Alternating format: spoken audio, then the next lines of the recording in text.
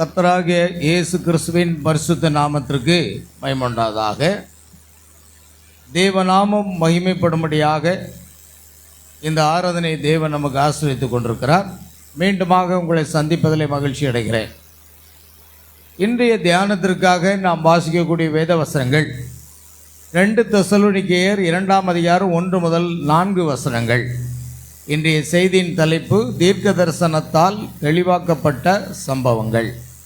இப்பொழுது நாம் வேத வசனங்களை வாசிக்க கேட்போம். கர்த்தராகிய இயேசு கிறிஸ்துவினுடைய பரிசுத்த நாமத்துக்கு ஸ்தோத்திரம்.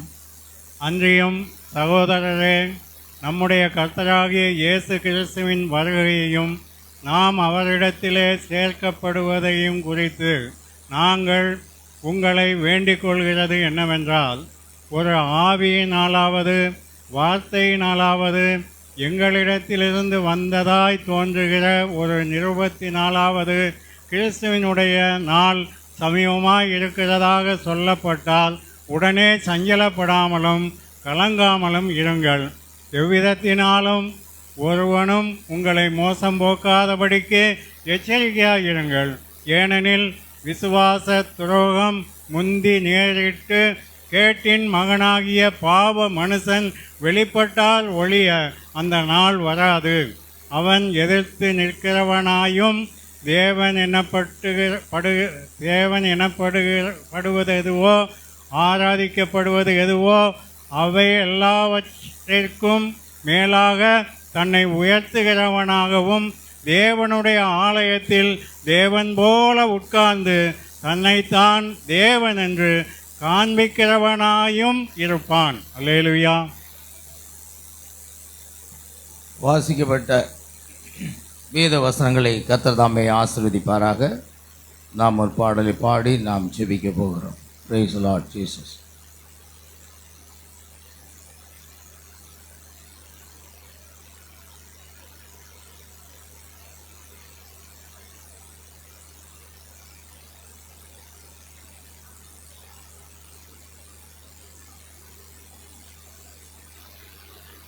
Praise the Lord Jesus. Hallelujah.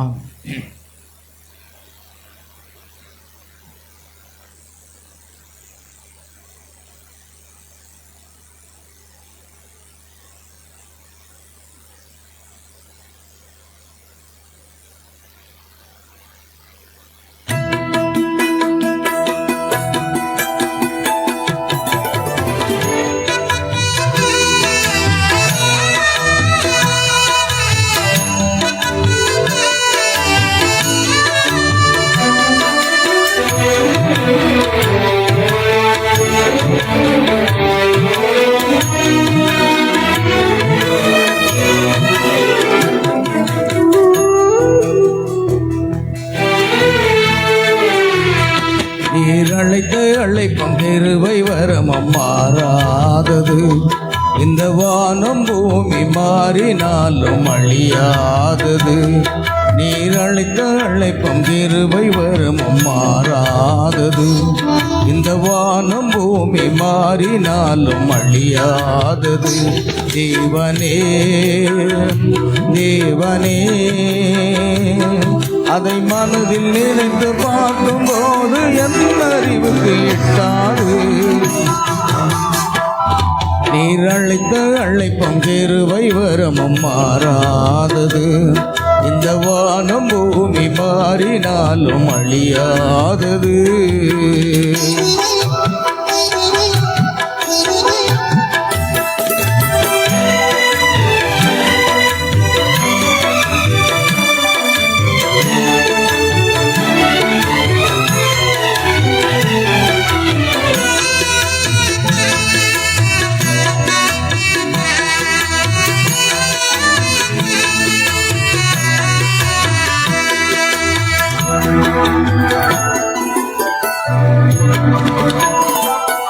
உலகம் தோன்றும் முன்பு என்னை முன்குறித்தவர்.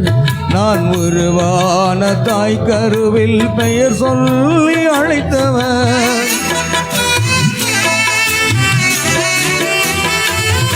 இந்த உலகம் தோன்றும் முன்பு என்னை முன்குறித்தவர். நான் நான் உருவான தாய் கருவில் பெயர் சொல்லி அழைத்தவர் கிருபையோடு ரட்சண்யம் தேடி வந்தது. கிருபையோடு ரட்சண்யம் தேடி வந்தது. கிறிஸ்துவோடு இணைந்தேன் புது ஜீவன் கிடைத்தது.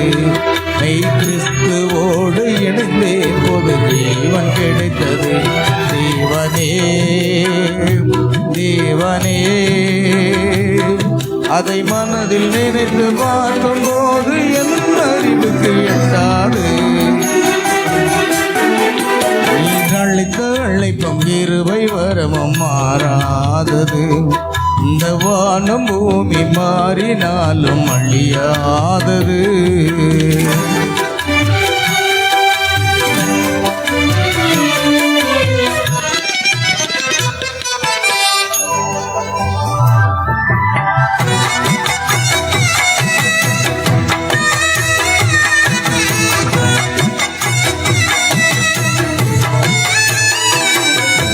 பாதை மாறி போகும்போது வேதம் தெரியுது. நான் பாவத்தோடு வாழும் போது பாடும் புகட்டுது.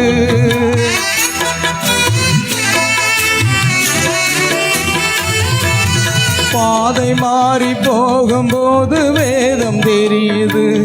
நான் பாவத்தோடு வாழும் போது பாடும் புகட்டுது. தேவனேவும் அன்பு மட்டும் சொந்தமானது. தேவனேவும் அன்பு மட்டும் சொந்தமானது. அதை தேடுகின்ற பொழுதினிலே இன்பம் பிறக்குது. அதை தேடுகின்ற பொழுதினிலே இன்பம் பிறக்குது. தேவனே தேவனே அதை மனதில் நினைத்து பார்க்கும் போது என் அறிவுக்கு எட்டாது. நீ அழைத்த அழைப்பும் கிருபை வரமும் மாறாதது. இந்த வானம் பூமி மாறினாலும் அழியாதது.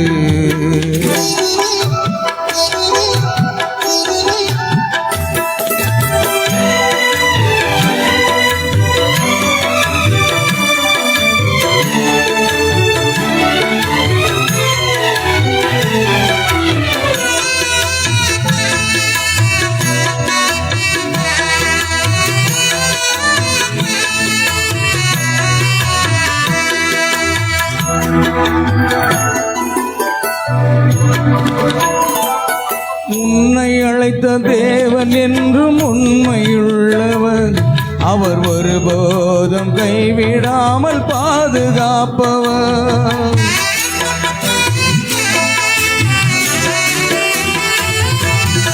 உன்னை அழைத்த தேவன் என்றும் உண்மையுள்ளவர். அவர் ஒருபோதும் கைவிடாமல் பாதுகாப்பவர். உரைத்த வாக்கின் படியே அவர் உண்மை நடத்துவார். உரைத்த வாக்கின் படியே அவர் உண்மை நடத்துவார்.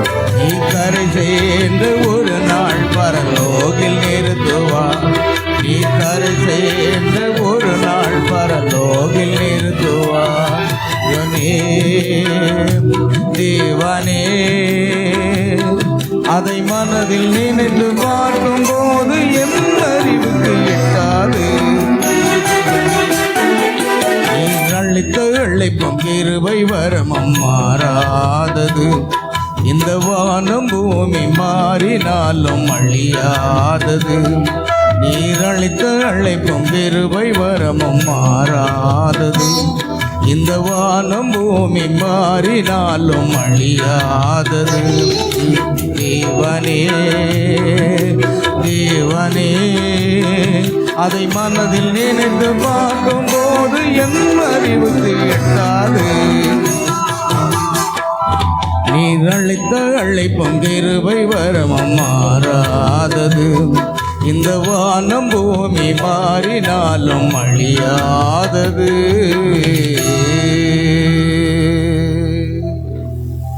செபிப்போம். அன்பின் பரலோக பிதாவே, நன்றியோடு உம்மை துதிக்கிறோம், ஸ்தோத்திரிக்கிறோம் கர்த்தாவே. கடந்த நாளில் நடந்த உபவாச ஆராதனையை கிருபையாக எங்களுக்கு ஆசீர்வித்து கொடுத்தீரே, நன்றி அப்பா.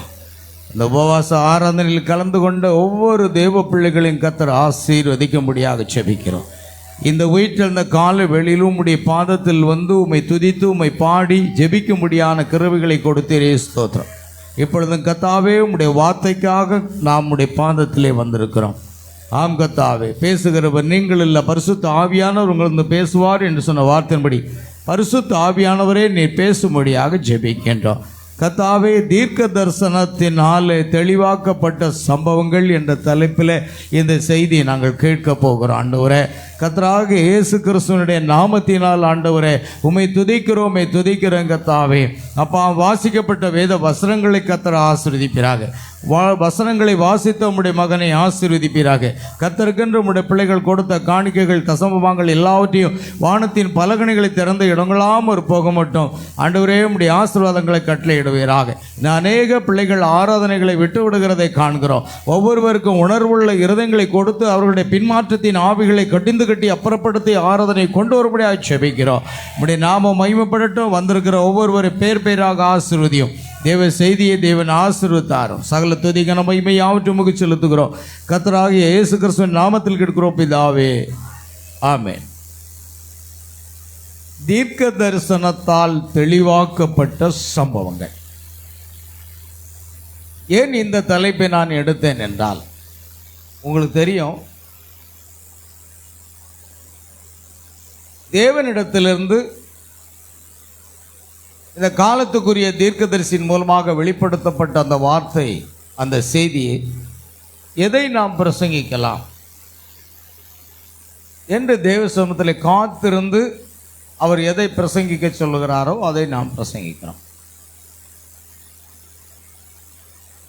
தீர்க்க தரிசனத்தால் தெளிவாக்கப்பட்ட சம்பவங்கள் என்றால் இந்த வேதாகமம் முழுவதுமே தீர்க்க தரிசன புஸ்தகமாக இருக்கிறது. வேதம் அவனமாக சொல்லுகிறது. வெளிப்படுத்தின விசேஷத்தில் 1ஆம் அதிகாரம் அங்கு நாங்கள் வாசிக்க முடியும். இந்த தீர்க்க தரிசன புஸ்தகத்தை சீக்கிரத்தில் சம்பவிக்க வேண்டியவில்லை தம்முடைய ஊழியக்காரருக்கு காண்பிக்கும் பொருட்டு தேவன் இயேசு கிறிஸ்துவுக்கு ஒப்புவித்ததும் இவர் தம்முடைய தூதனை அனுப்பி தம்முடைய ஊழியக்காரனாகிய யோவானுக்கு வெளிப்படுத்துவதுமான விசேஷம். இவன் தேவனுடைய வசனத்தை குறித்தும் இயேசு கிறிஸ்துவை பற்றிய சாட்சியை குறித்தும் தான் கண்ட யாவற்றையும் சாட்சியாக வைத்திருக்கிறார். இந்த தீர்க்க தரிசன வசனங்களை வாசிக்கிறவனும் கேட்கிறவர்களும் இதில் எழுதியிருக்கிறவர்களை கை கொள்ளுகிறவர்களும் பாக்கியவான்கள். காலம் சமீபமாக இருக்கிறது.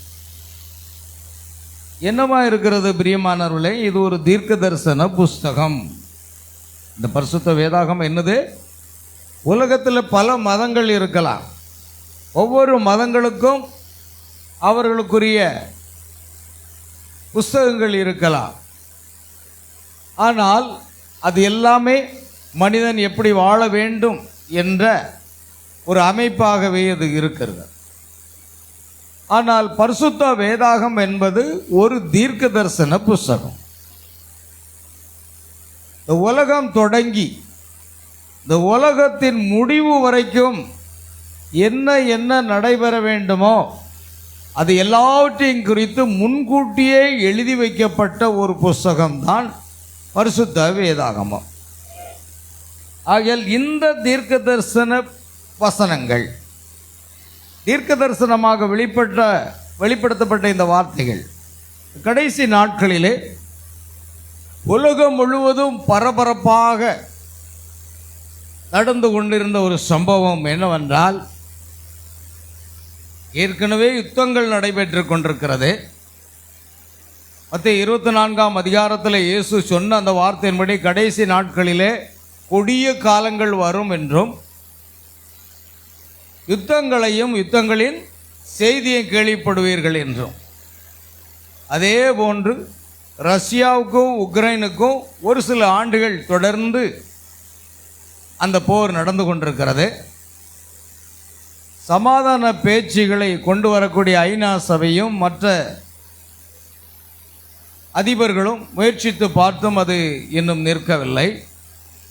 இரு தரப்பிலும் அநேக சேதங்கள், அநேக மரணங்கள் நடந்து கொண்டுதான் இருக்கிறது. இப்படிப்பட்ட சூழ்நிலையில்தான் திடீரென்று பார்க்கிறோம், ஒரு 1.5 ஆண்டுகளுக்கு மேலாகிவிட்டது, இஸ்ரேல் நாட்டின் மீது ஹமாஸ் என்ற தீவிரவாதிகள் ஏவுகணைகளை தாக்கி இஸ்ரேலுக்குள் புகுந்து 1200க்கு மேற்கு அதிகமானவர்களை கொன்று போட்டார்கள், அநேகரை சிறைப்பிடித்து கொண்டு சென்றார்கள். அதனால் அந்த யுத்தம் ஆரம்பமாகி அது நடந்து கொண்டிருக்கிறது. இடையில் போர் ஒப்பந்தம் நடைபெறும், பின்பு யுத்தம், பின்பு போர் ஒப்பந்தம், இப்படியாக சென்று கொண்டிருக்கிறது. ஹமாஸ் தீவிரவாதிகளுக்கு ஆதரவாக வந்தவர்கள் தான் இந்த லெபனானில் உள்ள தீவிரவாதிகள், அடுத்து ஹவுதி தீவிரவாதிகள். எல்லாரையும் ஒரே நேரத்தில் தாக்குதல் நடத்தி இஸ்ரேல் என்ன செய்ததென்றால் அவர்களை கொன்று விரட்டி அடித்து கொண்டிருக்கிறது. கிட்டத்தட்ட 45,000 ஜனங்களுக்கு மேலாக பாலஸ்தீனாவிலே மரணத்தை தழுவி இருக்கிறார்கள்.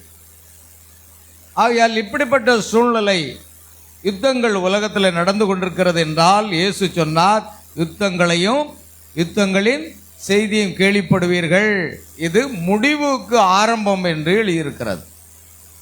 ஆனால் ஜனங்களாகிய நாம் எவ்வளவுதான் செய்தியை கேட்டாலும் கூட நாம் அந்த செய்தியின்படி பயந்து வாழ்வது இல்லை. ஏனோதானா என்ற ஒரு வாழ்க்கை தான் வாழ்ந்து கொண்டிருக்கிறோம். பிரியமானவர்களே, செய்தியானது சென்று கொண்டிருக்கிறது. தேவன் தம்முடைய தீர்க்க தரிசனத்தின்படி வார்த்தைகளை நிறைவேற்றி கொண்டிருக்கிறார். நாம் ஆயத்தமாக இருந்தால் கல்யாண வீட்டுக்குள் செல்ல முடியும், ஆயத்தமாக இல்லை என்றால் எடுத்துக்கொள்ளப்படுதலை இழந்து போவோம். அதுதான் காரியம். இன்று நமக்கு இப்பொழுது நாம் ஆயத்தமாக வேண்டியது அவருடைய மகிமையை எடுத்துக்கொள்ளப்படுவதற்கு. வேறு எந்த சிந்தையும், உலக சிந்தையோ உலக காரியங்களோ நமக்கு அவசியமே இல்லை. தூக்கி தூர வைங்க. அது எப்படி நடக்க வேண்டுமோ கர்த்தருடைய சித்தப்படி நடைபெறும்.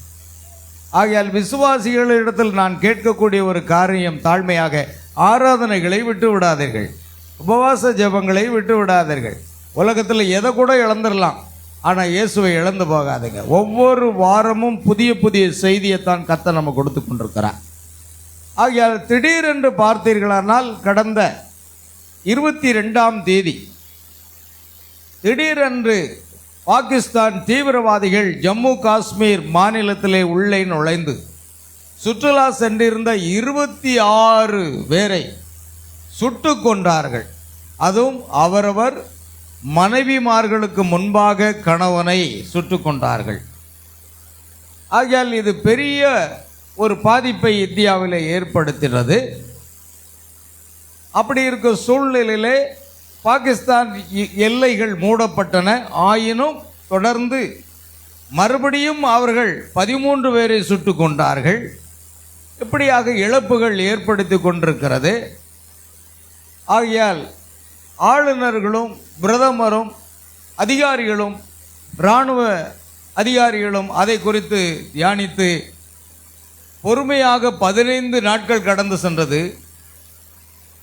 திடீரென்று இந்த மாதம் 7ஆம் தேதி பாகிஸ்தானின் 9 நிலைகள் மீது அவர்கள் ஹரோப் என்ற ட்ரோன் அதை பயன்படுத்தி அந்த தீவிரவாதிகளின் முகாம்களை நம்முடைய இந்தியா அழித்து போட்டது.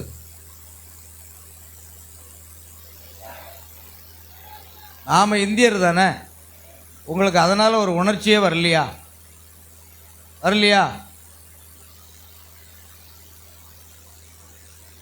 என்ன சொன்னாலும் கம்முன்னு இருப்பீங்க போல் இருக்கு. உங்களை யாராவது பேசக்கூடாதுன்னு சொல்லி அனுப்புனாங்களா சர்ச்சுக்கு வரும்போது? ரொம்ப கவனமாக கேட்டால் மட்டும் இல்லை, ஆமையா வில்லுப்பாட்டை போய் கேளுங்க.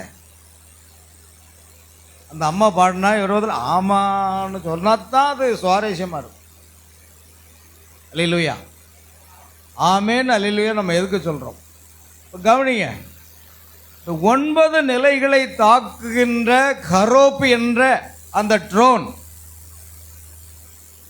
அது முழுக்க முழுக்க இஸ்ரேல் நாட்டினுடைய தொழில்நுட்பத்தின் மூலமாக இந்தியா இணைந்து தயாரித்த ட்ரோன்கள். அந்த ட்ரோனுக்கு பேர் தற்கொலை ட்ரோன்னு பேர். அந்த காலத்தில் தற்கொலை படை வீரர்கள் என்ன செய்வாங்க, தன்னோட உடலிலெல்லாம் குண்டுகளை கட்டி கொண்டு ஒரு காரை கொண்டு மோதுவார்கள், அல்லது ஒரு ஜனங்கள் கூடியிருக்கிற இடத்துல சென்று வெடிக்கை செய்து தானும் உடல் செதறி சாவான், அங்கே இருக்கிற ஜனங்களையும் அதான் தற்கொலை படை. அப்படித்தான் இருந்தது. இப்போ அப்படி இல்லை. தற்கொலைக்கென்றே ஒரு ட்ரோனை கண்டுபிடிச்சிருக்காங்க. பாருங்க, உலகத்திலேயே தொழில்நுட்பத்தில் வல்லுநராக இருக்கக்கூடியது இஸ்ரேல் நாடு. தேவன் அவர்களுக்கு சிறந்த ஞானத்தை கொடுத்திருக்கிறார். அல்லேலூயா. அந்த ஹரோப் என்று சொல்லப்படுகிற அந்த ட்ரோன்கள் தற்கொலை செய்யக்கூடியது. அதாவது இது குறிப்பிட்ட இலக்கை சென்று அடைந்த உடனே அதன் மேலே விழுந்து வெடித்து சிதறிவிடும். அதோடு அந்த ட்ரோனும் செத்து போவோம். அங்கே இருக்கிற ஜனங்களும், அதாவது அந்த தீவிரவாதிகளும் செத்து போவார்கள். ஆனால் பொதுமக்களில் ஒருவர் கூட சாகவில்லையா. அல்லேலூயா. ஆனால் இந்தியாவில் உள்ள அப்பாவி மக்களை பாகிஸ்தான் கொண்டு குவித்தது. ஏற்கனவே தெரியும், இஸ்மவேல் வம்சம் யார் தான்? துஷ்ட மனுஷன் தான் பைபிள்ல இருக்கு. அவன் திருந்த மாட்டான், அப்படியே தான் இருப்பான். செத்தாலும் சாவானே தவிர பிறரை கொல்லாமல் விட மாட்டான். அவன் துஷ்ட மனுஷன் பைபிளில் இருக்கு, அதை யாரும் மாற்ற முடியாது. ஆனால் நம்முடைய இந்திய இராணுவம் பொறுப்படுத்து கொண்ட 2 பெண்கள் விமானத்தினுடைய இராணுவ கமாண்டராக இருந்தவர்களும் இந்த ட்ரோன் தாக்குதலில் ஈடுபட்டவர்கள் 2 பெண்கள். ஏன் தெரியுமா? அவர்களுடைய பெண்களுடைய கணவன்மார்களை கண்ணுக்கு முன்னால் சுட்டு கொண்டதுனால இதை பெண்கள் தான் இதை நடத்த வேண்டும் என்று 2 கமாண்டர் முன் வந்து அதை அடிச்சிட்டாங்க.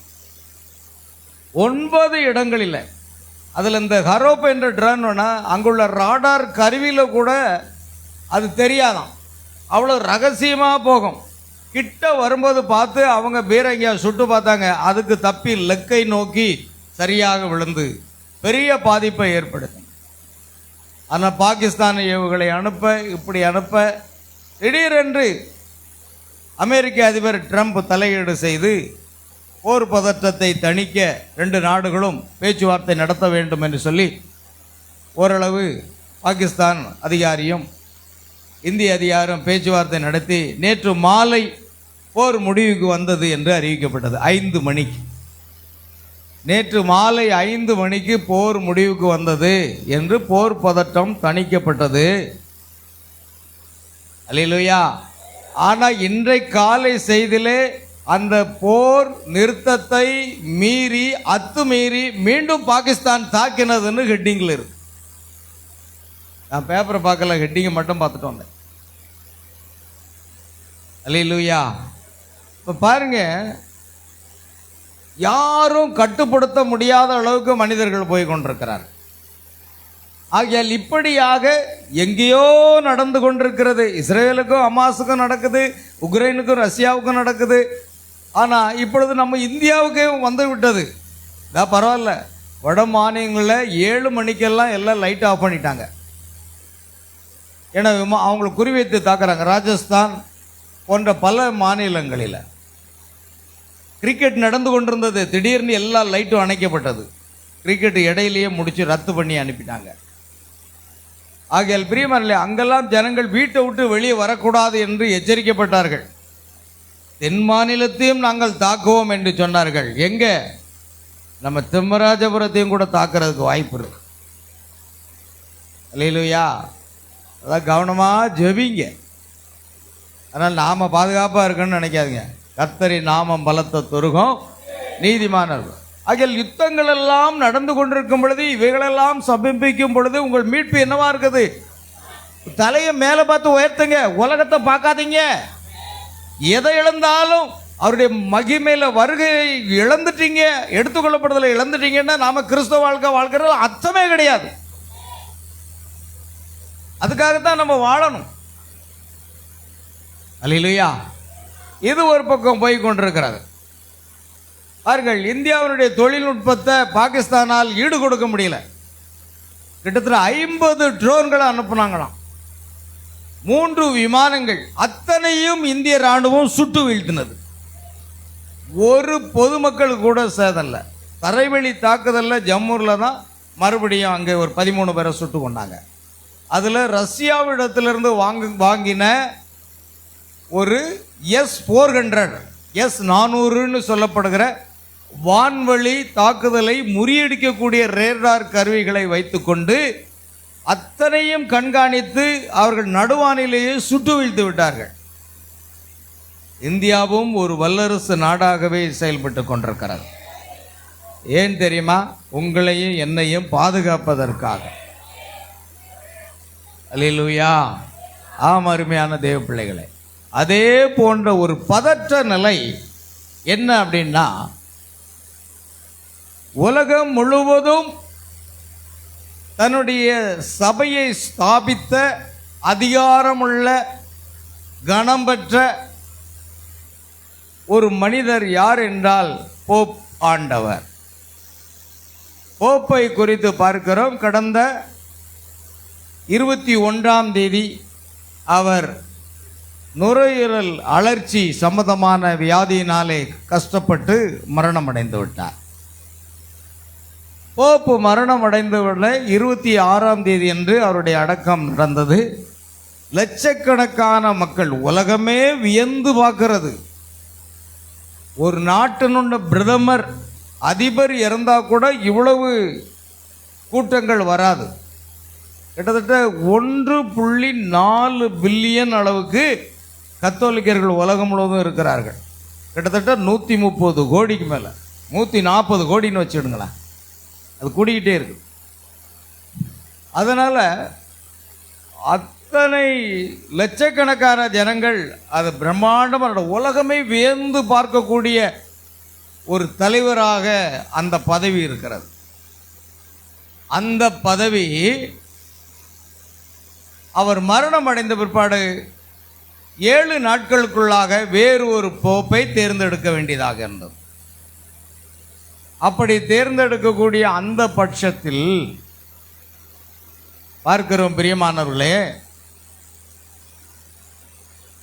அந்த ஓட்டு உரிமை எல்லாம் நடந்து கொண்டிருந்தது.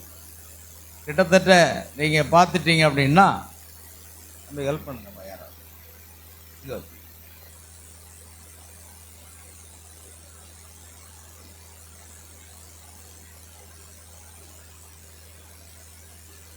அல்லேலூயா.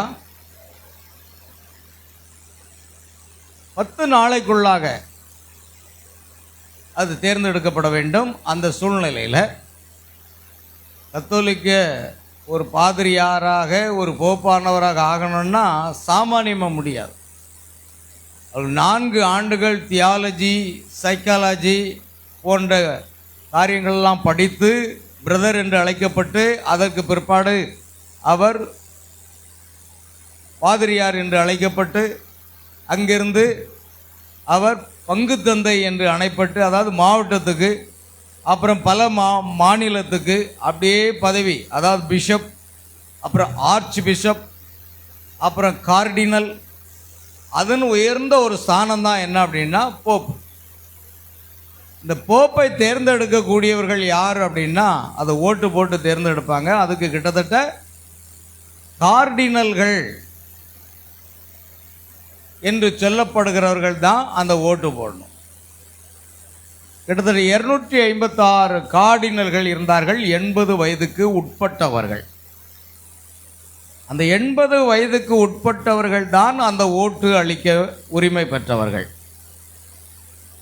அவர்கள் வெளி உலக தொடர்பு எதுவும் இல்லாதபடி அவர்களிடத்தில் எல்லா செல்போனையும் வாங்கி வைத்துவிட்டு தனியாக அவர்களை கொண்டு சென்று அந்த தேவாலயத்தில் வைத்து அந்த கேட்டை மூடி விடுவார்கள்.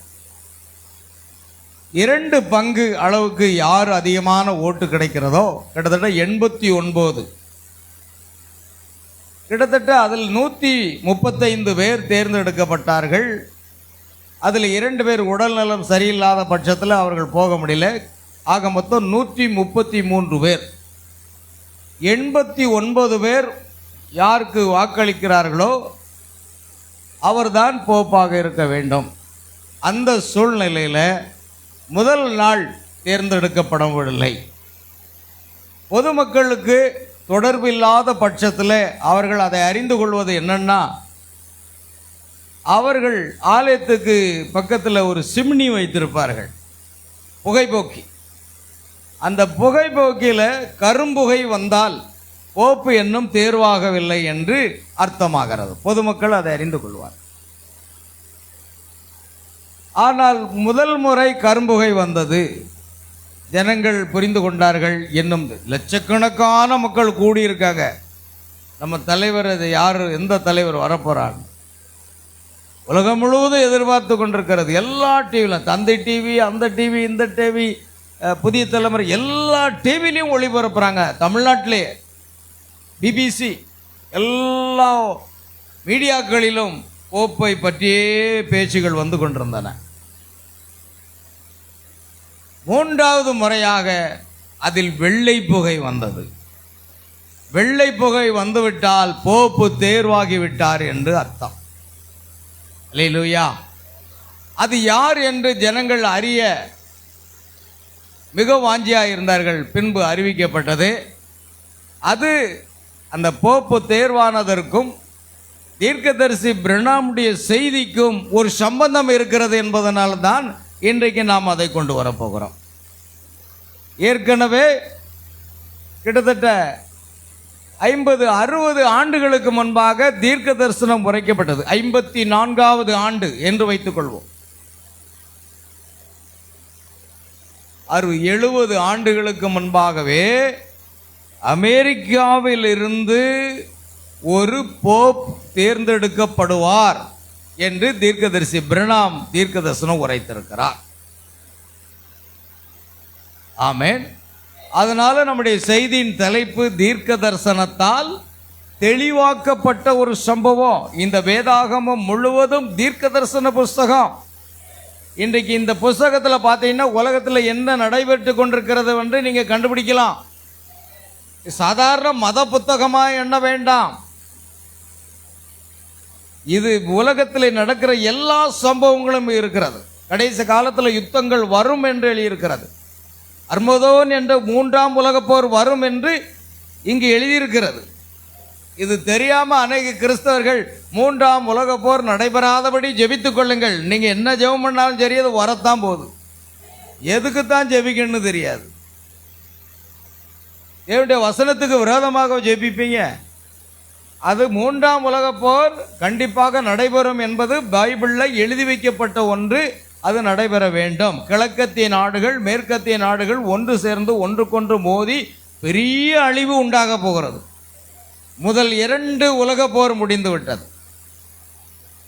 ஆமென். 3வது உலகப் போர் என்பது எந்த இடத்துல இந்த உலகத்தில் நடக்கும் என்பதும் இந்த பைபிளில் எழுதப்பட்டிருக்கிறது.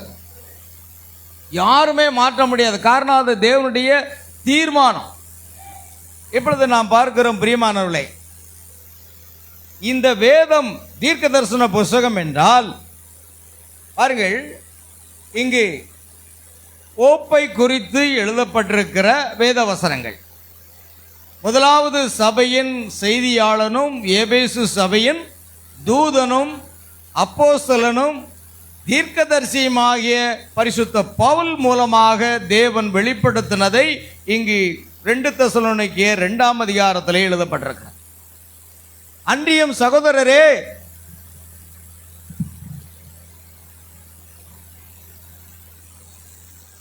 அல்லேலூயா, அன்றியும் சகோதரரே, நம்முடைய கர்த்தராகிய இயேசு கிறிஸ்துவின் வருகையையும் நாம் அவரிடத்தில் சேர்க்கப்படுவதையும் குறித்து நாங்கள் உங்களை வேண்டிக் கொள்கிறது என்னவென்றால், ஒரு ஆவியினாலது வார்த்தையினாலாவது எங்களிடத்திலிருந்து வந்ததாய் தோன்றுகிற ஒரு நிருபத்தினாலாவது கிறிஸ்துவனுடைய நாள் சமீபமாய் இருக்கிறதாக சொல்லப்பட்டால் உடனே சஞ்சலப்படாமலும் கலங்காமலும் இருங்கள்.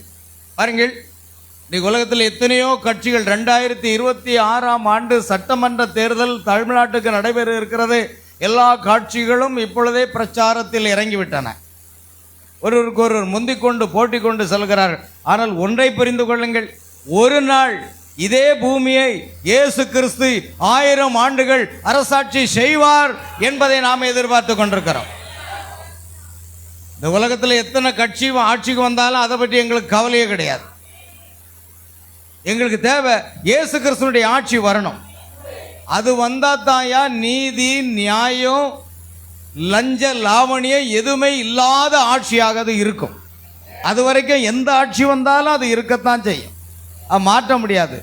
ஏன்னா அரசியல்வாதிகள் அரசியலுக்கு வருவதே சம்பாத்தியம் பண்ணுறதுக்கு தானே வர்றாங்க, அது நாம் அறிந்ததே. அல்லேலூயா.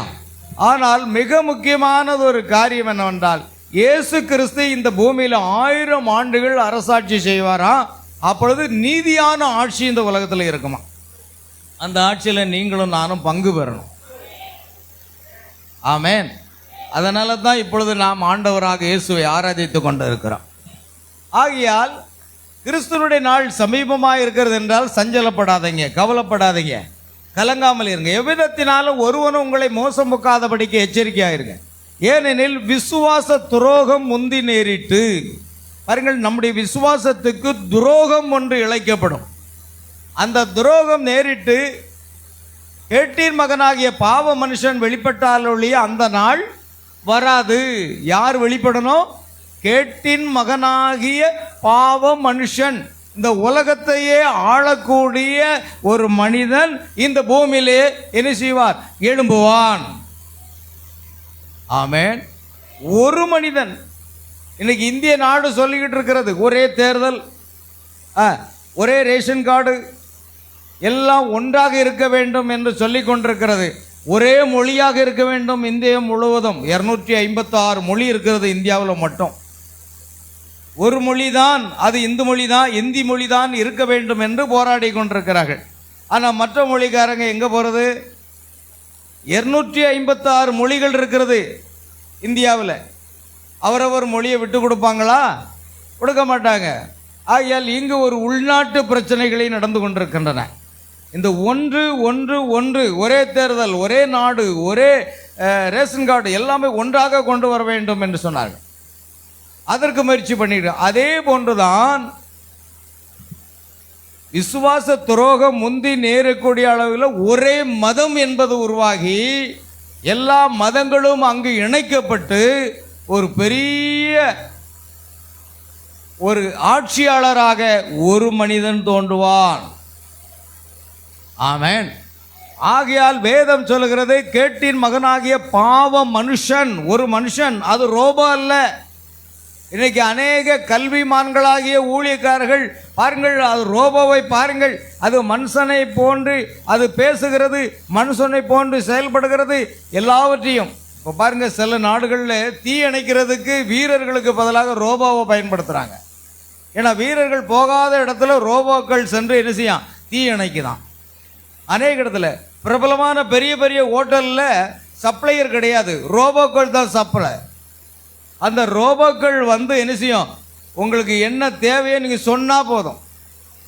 அதாவது இப்போ நாங்கள் மொபைலில் வச்சுருக்கோம் பாருங்கள், மொபைல் இருக்கு இல்லையா நம்ம கையில், அதில் உள்ள மைக்கை மட்டும் தட்டிட்டு கர்த்தராகிய இயேசு கிறிஸ்துவோட நாமத்துக்கு மகிமை உண்டாதாக அப்படி சொன்னால் அங்கே டைப் ஆகிடும். ஆகுமாகாதா? இப்போ நம்ம சொன்னதை அங்கே உடனே அது எடுத்துக்குது, நம்ம சொன்னதை அப்படியே எடுத்துக்குது. அப்போ அதே போன்று பிரியமானவர்களே, அந்த ரோபோக்கு முன்னால் 2 இட்லி ஒரு வடை ஒரு எது பூரியை கொண்டு வா அப்படின்னா அது கிளியராக கொண்டு வச்சிரும். மனுஷன் வேண்டாம். மனுஷன் நினைச்சுவான் இட்லி, அப்புறம் என்ன சொன்னீங்க, அப்புறம் என்ன சொன்னீங்க, காதை போட்டு குடஞ்சிட்டு கிடப்பான். அங்கே அப்படி இல்லை, நீங்கள் சொன்னீங்கன்னா அப்படியே அது என்ன அது பதிஞ்சிரும். அந்த தொழில்நுட்பம்லாம் வந்து இப்போ அநேக இடங்களில் என்னது, ரோபோக்களை வைத்து பயன்படுத்த ஆரம்பித்தார்கள். ஆகையால் இந்தியாவிலே பிரபலமான ஒரு வேத வல்லுநராக இருக்கிற ஒரு அருமையான ஊழியர் கடைசி நாட்களில் ரோபோக்கள் கொண்டுதான் இந்த உலகம் ஆட்சி நடத்தப்படும் என்று சொன்னார்கள். அது தவறானது. ஆமென். ரோபோக்கள் சில நேரம் உருவாக்குனவனையே அடிச்சிரும், கொண்டு போடும். யார் உருவாக்குனாங்களோ அவர்களே அது கொண்டு போடும். ஆனால் இங்கு அப்படி சொல்லப்படலை. என்ன சொல்லியிருக்கு? ஒரு பாவ மனுஷன் ஒரு மனுஷன் தோன்றுவான். அல்லேலூயா. அந்த மனுஷன் வெளிப்பட்டால் ஒழிய அந்த நாள் வராது. ஆனால் நாம் ஆயத்தமாக இருக்கணும். மனுஷகுமாரன் வரும் நாளையே அறியாதபடினால் நீங்கள் விழித்திருங்கள், ஆயத்தமாக இருங்க. எப்போதும் நீங்கள் போக ஆயத்தமாக இருக்கணும். உலகத்தையே நேசிச்சுக்கிட்டு இருந்தீங்கன்னா கஷ்டம். உங்கள் சிந்தனை, உங்கள் எண்ணம், உங்களுடைய பேச்சு எல்லாமே இயேசு கிறிஸ்துவை பற்றியதாக, தேவனுடைய ராஜ்யத்தை குறித்து தான் இருக்கணும். அல்லேலூயா. அவன் எதிர்த்து நிற்கிறவனாயும் தேவன் எண்ணப்படுவது எதுவோ, ஆராதிக்கப்படுவது எதுவோ அவை எல்லாவற்றிற்கும் மேலாக தன்னை உயர்த்துகிறவனாகவும். பாருங்க, உலகத்தில் வானத்தையும் பூமியை சிருஷ்டித்த தேவனை காட்டிலும் தன்னை உயர்த்துகிறவனாக இருப்பானா. ஆமென். அப்ப நமக்கு யாரு? தேவனை காட்டிலும் தன்னை உயர்த்தினவன் யாரு? லூசிபர். பரலோகத்தில் லூசிபர் என்ற ஒரு தூதன் இருந்தான். அவன்தான் நான் வானங்களுக்கு மேலாக ஏறுவேன், உன்னதமானவருக்கு ஒப்பாவேன் சொன்னானா இல்லையா? அல்லேலூயா. ஏசாயா தீர்க்கதரிசியின் புஸ்தகத்திலே எழுதியிருக்கிறது. ஆமென். தேவனுக்கு மேலாக தான் ஆராதிக்கப்பட வேண்டும் என்று விரும்பினான். தேவன் அதை பார்த்து அவனை பரலோகத்திலிருந்து கீழே தள்ளினார். அவன் நேரடியாக ஏதேன் தோட்டத்துக்கு சென்றான். தேவனுடைய சாயலாக சிருஷ்டிக்கப்பட்ட ஆதாமை ஏவாளையும் வஞ்சித்து பாவத்துக்குள்ளாக வீழ்த்தினவன் அந்த சாத்தானே. இன்றைக்கு உலகத்தை மோசம் போக்குறது சாத்தான். மனுஷன், எல்லா மனுஷனும் உலகத்தில் நல்லவன் தான், ஆனால் கெடுக்கிறது அத்தனையும் சாத்தானுடைய ஆவிகள். ஆமென். அல்லேலூயா. அதனால இந்த சாத்தான் ஏதேன் தோட்டத்தில் ஆதாமை ஏவாளையும் வஞ்சித்து பாவத்துக்குள்ளாகி இன்னைக்கு முழு உலகமும் பாவத்துக்குள்ளாக போயிட்டு, ஆனாலும் கர்த்தர் என்ன செய்தார்? மனிதனாக இறங்கி மனிதனுடைய பாவத்தை மீட்பதற்காக தம்மை தியாகமாக ஒப்பு கொடுத்தார். சிலுவையின் மரணத்தின் மூலமாக நம்முடைய பாவங்களை கழுவி நம்மை பரிசுத்தப்படுத்தினார். அல்லேலூயா. ஆகையால் பிரியமானவர்களே, அவன் தேவனுக்கு மேலாக உயர்த்துகிறவனாக இருப்பான். தேவனுடைய ஆலயத்தில் தேவன் போல இருப்பானா. தேவனுடைய ஆலயத்தில் பாருங்க, அப்படின்னு நமக்கு புரிந்து போச்சு. தேவனுடைய ஆலயத்தில் அப்படின்னு சொன்னா அது உண்மையாவே கிறிஸ்தவம் சம்பந்தப்பட்டதாகத்தான் இருக்கணும். அஞ்ஞானிகள் சம்பந்தப்பட்டதாகவோ விக்கிரக வழிபாடு சம்பந்தப்பட்டதாகவோ இருக்க முடியாது. கிறிஸ்தவ சம்பந்தப்பட்ட ஒரு காரியம்தான் அது இருக்க வேண்டும். அதனால தேவனுடைய ஆலயத்தில் தேவன் போல உட்கார்ந்து தன்னைத்தான் தேவன் என்று காண்பிக்கிறவனாக இருப்பான். பாருங்க, தான் தான் யாருங்க? கடவுள். தானே கடவுள் என்று சொல்லுகிற ஒரு மனிதன் இந்த உலகத்திலே தோன்ற போகிறான் என்றல்ல, எங்கேயோ இருந்து எழும்புவான். அதை நாம் பார்க்க போகிறோம். பாருங்கள், இப்போ வேத வசனங்களை பாருங்கள். எபிரேயர் 1:1-2 பூர்வ காலங்களில் பங்காகவும் வகை வகையாகவும் தீர்க்கதரிசிகள் மூலமாய் பிதாக்களுக்கு திருவுளம் பற்றின தேவன் இந்த கடைசி நாட்களில் குமாரன் மூலமாக நமக்கு திருவுளம் பற்றினார். பார்த்தீங்களா? அப்போ பூர்வ காலங்களிலிருந்தே பங்காக வகை வகையாக யார் மூலமாக கர்த்தர் பேசினார்? தீர்க்கதரிசிகள் மூலமாக பேசினார். நோவா ஒரு தீர்க்கதரிசி, ஆபிரகாம் ஒரு தீர்க்கதரிசி, ஸ்தோத்திரம். அதாவது ஒவ்வொரு மோசே ஒரு தீர்க்கதரிசிகள் மூலமாகவே தேவன் பேசுகிறார். கடைசி நாட்கள் குமாரன் மூலமாக பேசுகிறார். காரணம், குமாரனாக இயேசு கிறிஸ்து இந்த உலகத்தில் யாராக வந்தார்? ஒரு தீர்க்கதரிசியாக தன்னை வெளிப்படுத்தினார். அப்போஸ்தலர் 3:21 உலக தோற்றம் முதல் தேவன் தம்முடைய பரிசுத்த தீர்க்கதரிசிகள் எல்லாருடைய வாக்கினாலும் உரைத்தவைகள் நிறைவேறி தீரும் காலங்கள் வருமளவும் பரலோக இயேசுவை ஏற்றுக்கொள்ள வேண்டும்.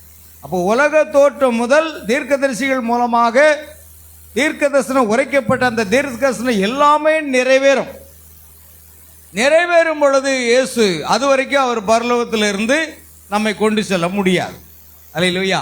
மத்தேயு 1:21-23 அவள் ஒரு குமாரனை பெறுவாள், அவருக்கு இயேசு என்று பெயரிடுவாயாக, ஏனெனில் அவர் தமது ஜனங்களின் பாவங்களை நீக்கி அவர்களை ரட்சிப்பார் என்றால் தீர்க்கதரிசியின் மூலமாய் கர்த்தராலே உரைக்கப்பட்டது நிறைவேறும்படி இதெல்லாம் நடந்தது.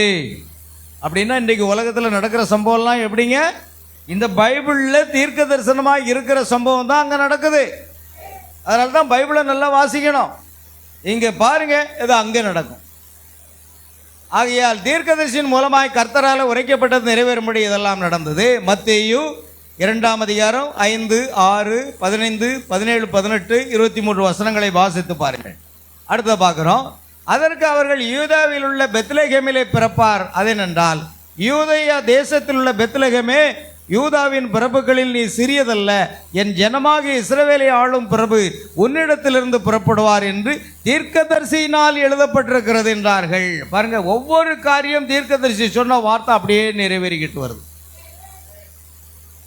ஏரோதின் மரண பரியந்தம் முடிஞ்சிட்டா? ஏரோதின் மரண பரியந்தம் அங்கே இருந்தார். எகிப்திலிருந்து என்னுடைய குமாரனை வரவழைத்தேன் என்று தீர்க்கதரிசியின் மூலமாய் கர்த்தரால் உரைக்கப்பட்டது நிறைவேறும்படி இப்படி நடந்தது.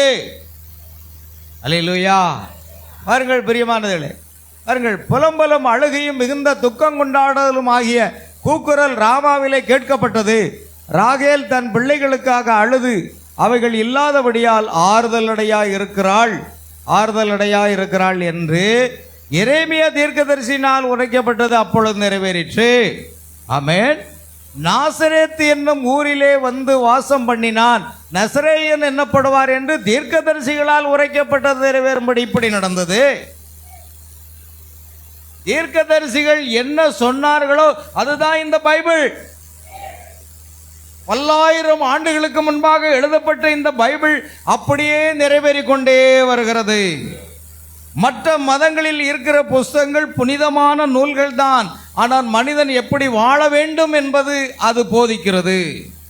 ஆனால் தீர்க்க தரிசன புஸ்தகம் அல்ல. உலகத்திலேயே சிறந்த ஒரு புஸ்தகம் தீர்க்க தரிசன புஸ்தகம் என்றால் அது பைபிள். ஆமென். அல்லேலூயா. ஆகையால் லூக்கா 24ஆம் அதிகாரம் 25ஆம் வசனத்திலே நீங்கள் பார்ப்பீர்களானால் பிரியமானவர்களே, மோசே எம்மாவூர் சீசர்களோடு கூட இயேசு சென்ற பொழுது மோசே முதலான சகல தீர்க்கதரிசிகளும் சொன்னதையெல்லாம் இயேசு அவர்களுக்கு விவரித்து காண்பித்தார். தீர்க்கதரிசிகள் சொன்ன யாவையும் விசுவாசிக்க கூடாதபடி புத்தி இல்லாத மந்த இருதயம் உள்ளவர்களே என்று கடிந்து கொண்டார். அப்படியானால் இந்த பைபிள் உள்ள தீர்க்கதரிசனம் ஏதோ சாதாரணமாக காலையில் ஒரு சங்கீதம், கர்த்தர் என் மேய்ப்பராக இருக்கிறார், நான் தாழ்ச்சி அடையேன், அவர் என்ன புல்லுள்ள இடங்களில் மேய்த்து அமர்ந்த தண்டிகளை கொண்டு போய் விடுகிறார் சொல்லி முடிச்சுட்டு ஏன் காப்பி கொண்டாமா, இதா பைபிள் வாசிக்கிறது. சும்மா ஏதோ ஒன்று வாசித்துட்டு பாருங்க. இல்லை, இந்த காலகட்டத்தில் என்ன தீர்க்க தரிசனங்கள் நிறைவேறி கொண்டிருக்கிறது என்பதை பாருங்கள். வேத வாக்கியங்களை ஆராய்ந்து பாருங்கள். அவைகளால் உங்களுக்கு நித்திய ஜீவன் உண்டென்று எண்ணுகிறீர்களே, என்னை குறித்து சாட்சி கொடுப்பவைகள் அவைகளே.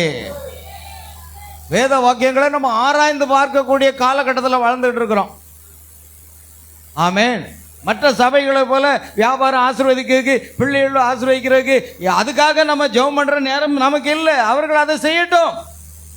நாமோ எந்த தீர்க்க தரிசனம் நிறைவேறி கொண்டிருக்கிறது பாருங்கள். இயேசு சொன்னார், லோத்தின் நாட்களில் நடந்தது போல மனுஷகுமார் ஒரு நாட்களில் நடக்கும்னு சொன்னார். அது நடந்து கொண்டிருக்கிறதா?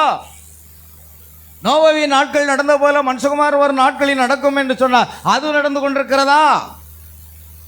உலகமானது சோதோம் கோமரா எப்படி பாவத்தில் விழுந்ததோ, ஓரின சேர்க்கையாளர்கள் அங்கு கூடினார்கள், அதுதான் இந்த உலகத்திலே நடந்து கொண்டிருக்கிறது. ஒரே பாலினத்தை சேர்ந்தவர்கள் திருமணம் செய்து கொள்கிறார்கள்.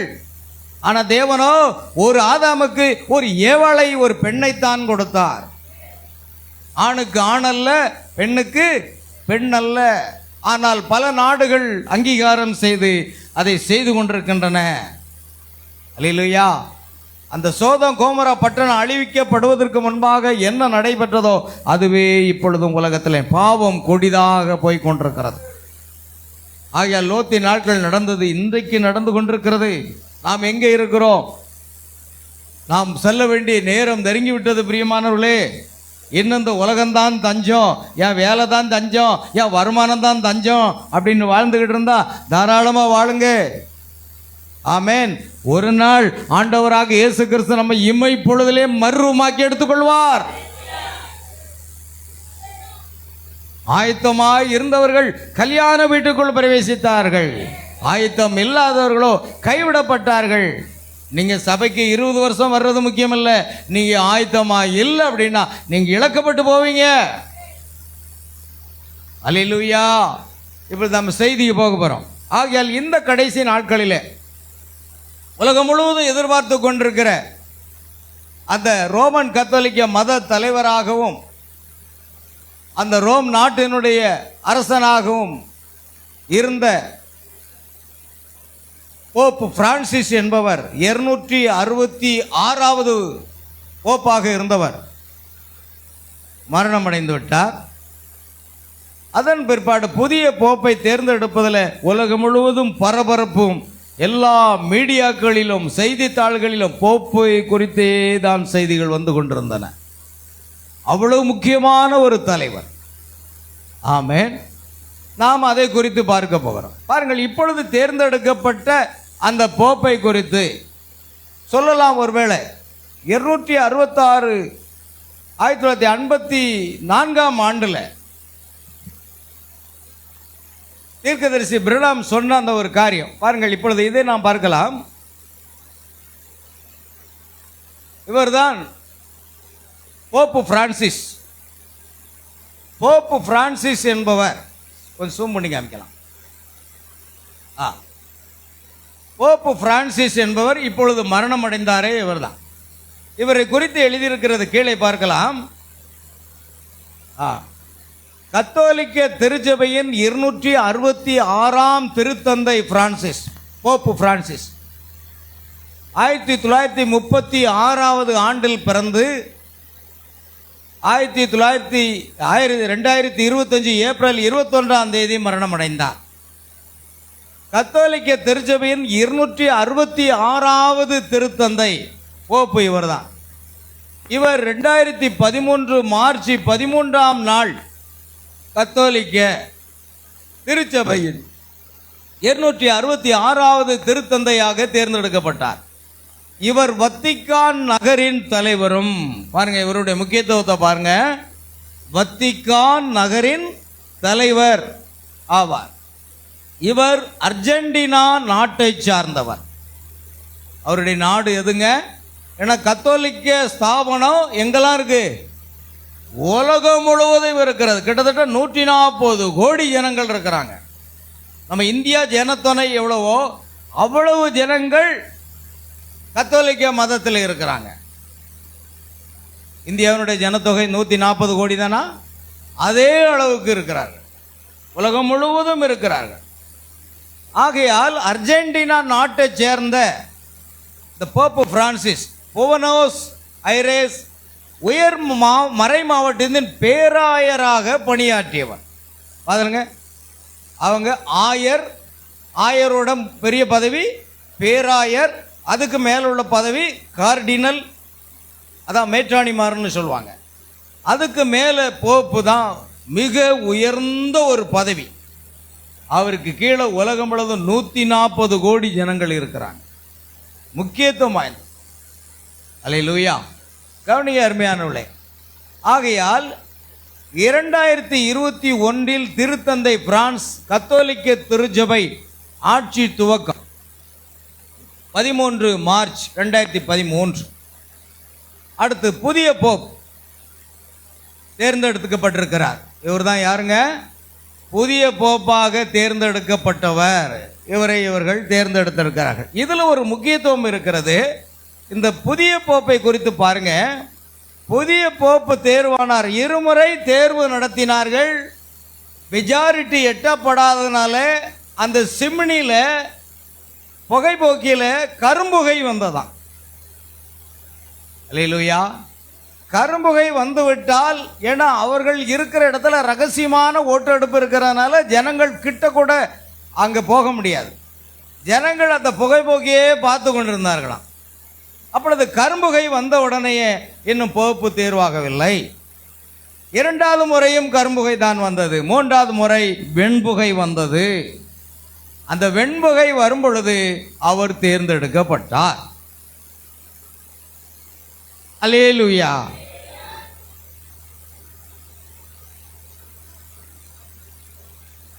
அடுத்த வாரம் 6க்கு ஒவ்வொரு மிளகா வாங்கிட்டு வந்து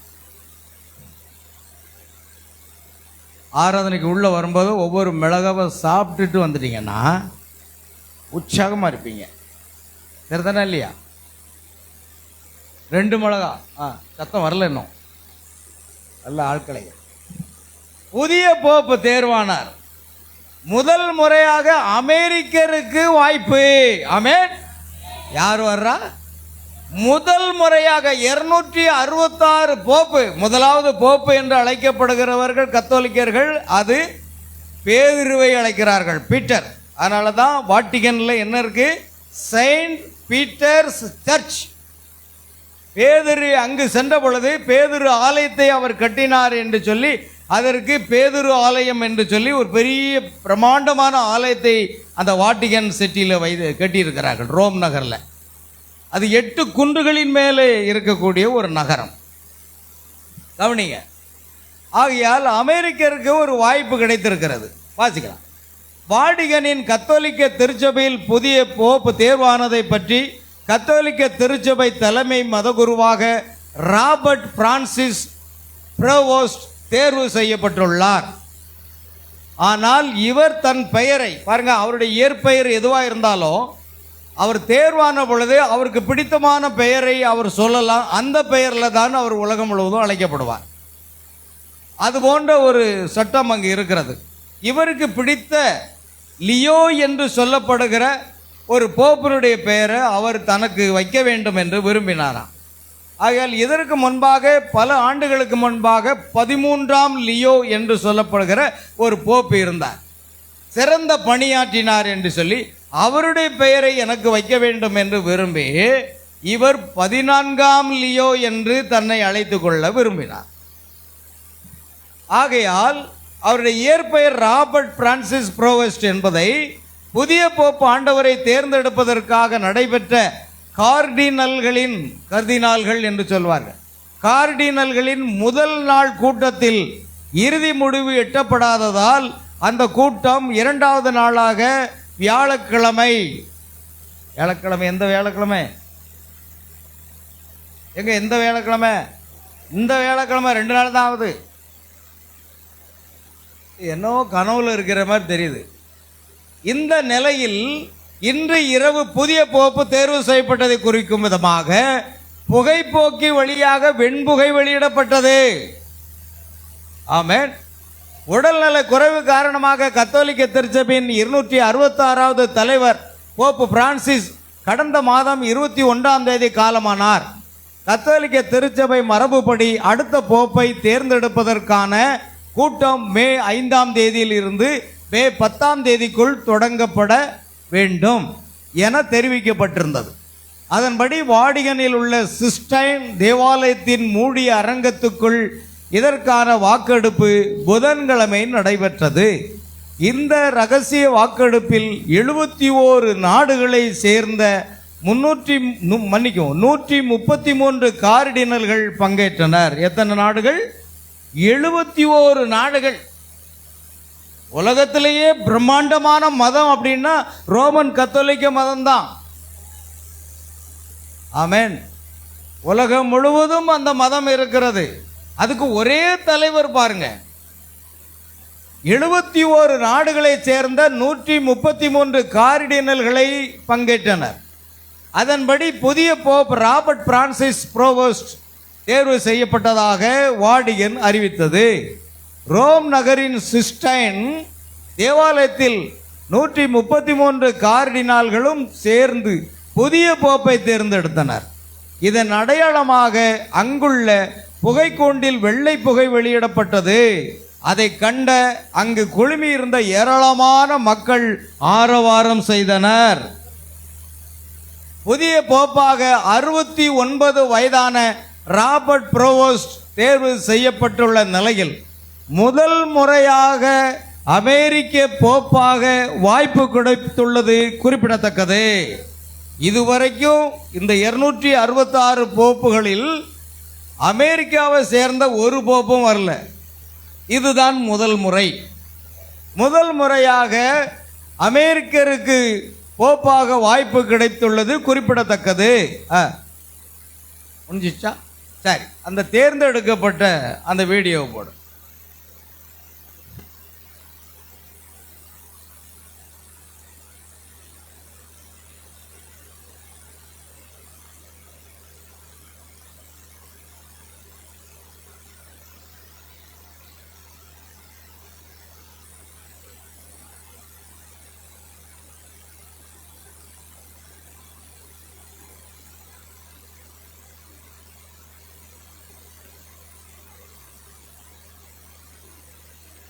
இருநூற்று 67வது போப்பாக ராபர்ட் ஃப்ரீவர்ட் தற்போது தேர்வு செய்யப்பட்டிருக்கிறார். முதன்முறையாக அமெரிக்கன் ஒருவர் போப்பாக தேர்வு செய்யப்பட்டிருக்கிறார்.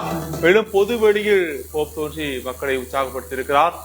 போப்பை தேர்வு செய்ததன் எதிரொலியாக தற்போது செயின்ட் பீட்டர் சதுக்கத்தில் வெண்புகையானது வெளியிடப்பட்டது. போப் தேர்வு செய்யப்பட்டதனை உறுதி செய்யும் விதமாக வெண்புகையானது வெளியிடப்பட்டது. புதிய போப் தேர்வு செய்யப்பட்ட நிலையில் ராபர்ட் ஃப்ரீவர்ட் இனி போப் லியோ 14 என அழைக்கப்படுவார் என்று தெரிவிக்கப்பட்டிருக்கிறது. புதிய போப்பாக தற்போது அமெரிக்காவை சேர்ந்த ஒருவர் தேர்ந்தெடுக்கப்பட்டிருக்கிறார். மேலும் முதன் முறையாக அமெரிக்கன் ஒருவர் போப்பாக தேர்வு செய்யப்பட்டதும் இதுவே முதல் முறையாகும். அமெரிக்காவின் சிகாகோவை சேர்ந்த ராபர்ட் ஃப்ரீவர்ட் தற்போது புதிய போப்பாக தேர்வு செய்யப்பட்டிருக்கிறார். புதிய போப்பை தேர்வு செய்து உறுதி செய்யும் வகையில் வெண்புகையானது வெளியேற்றப்பட்டது. புதிய போப் தேர்வை உறுதி செய்யும் வகையில் வெள்ளைப்புகையானது வெளியேற்றப்பட்டதை தொடர்ந்து 267வது போப்பாக தற்போது ராபர்ட் ஃப்ரீவர்ட் தற்போது தேர்வு செய்யப்பட்டிருக்கிறார்.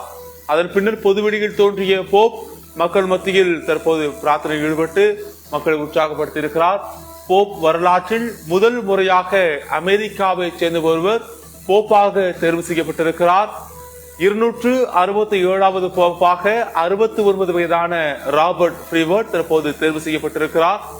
மேலும் போப் தேர்வு செய்யப்பட்டதன் எதிரொலியாக தற்போது போப் தேர்வு செய்யப்பட்டிருப்பதன் அடையாளமாக செயின்ட் பீட்டர் சதுக்கத்தில் வெண்புகையானது வெளியேற்றப்பட்டது.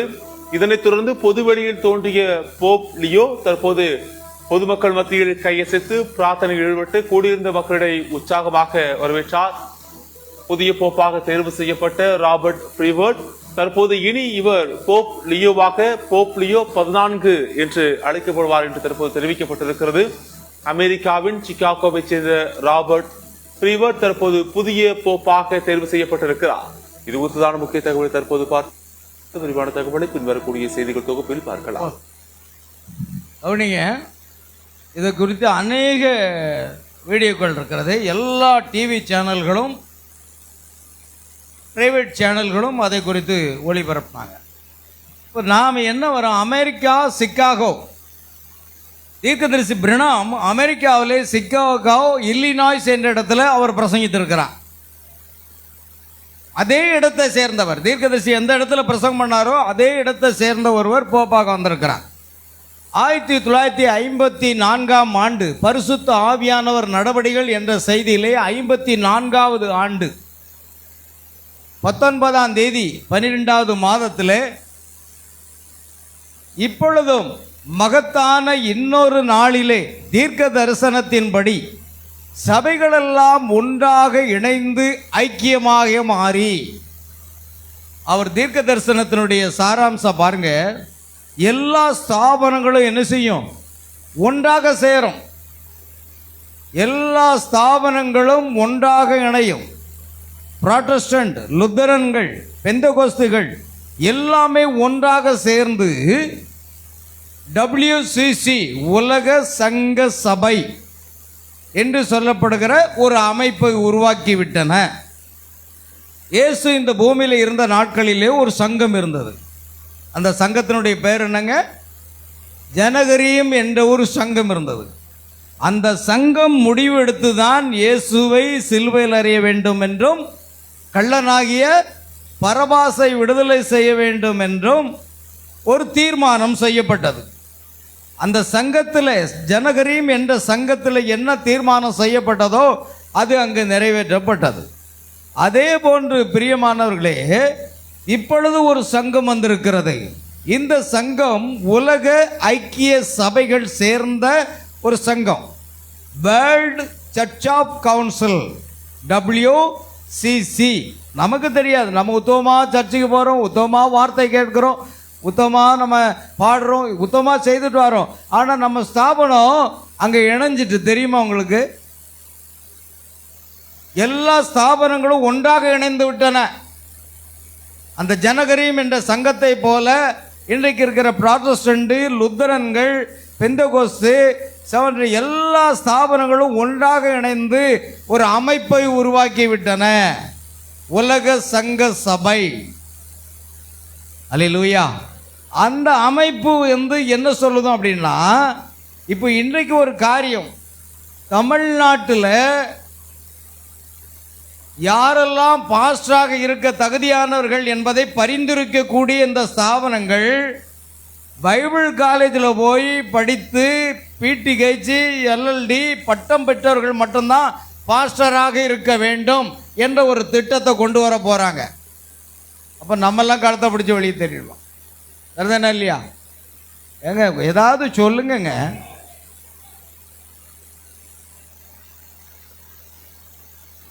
வரப்போகுது.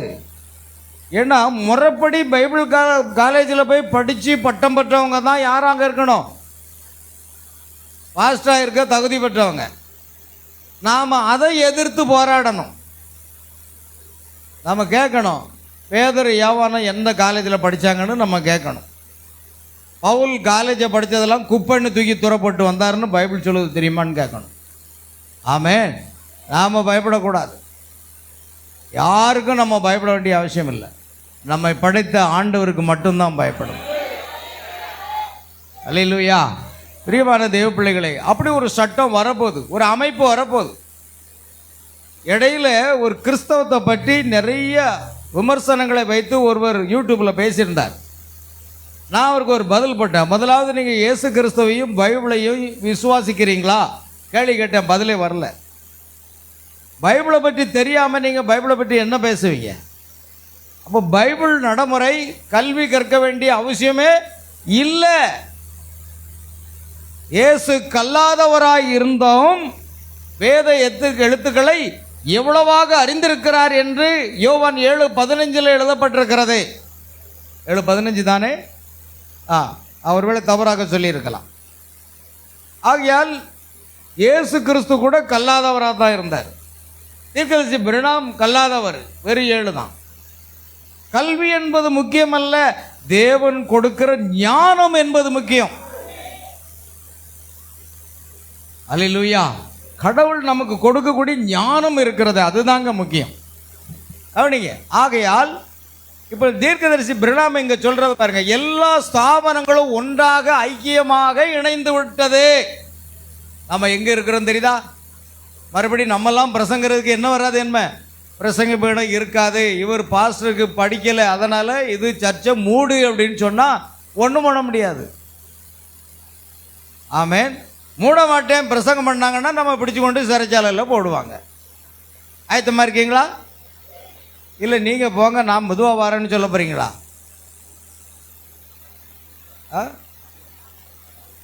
நீங்கள் சொல்லுவீங்க, பாஸ்டர் நீங்கள் முதல்ல உள்ளே போய் இருங்க, கூழெல்லாம் உங்களுக்கு எப்படி கிடைக்குன்னு நான் கொஞ்சம் பார்த்துக்கிட்டேன், எனக்கு அவசரமாக ஒரு வேலை இருக்குது, வீட்டில் இப்போ தான் ஆடு குட்டி போட்டுச்சு, நான் கொஞ்சம் பார்த்துட்டு அப்புறம் ஒரு 4 நாள் கழித்து வரேன்லாம் சொல்ல முடியாது.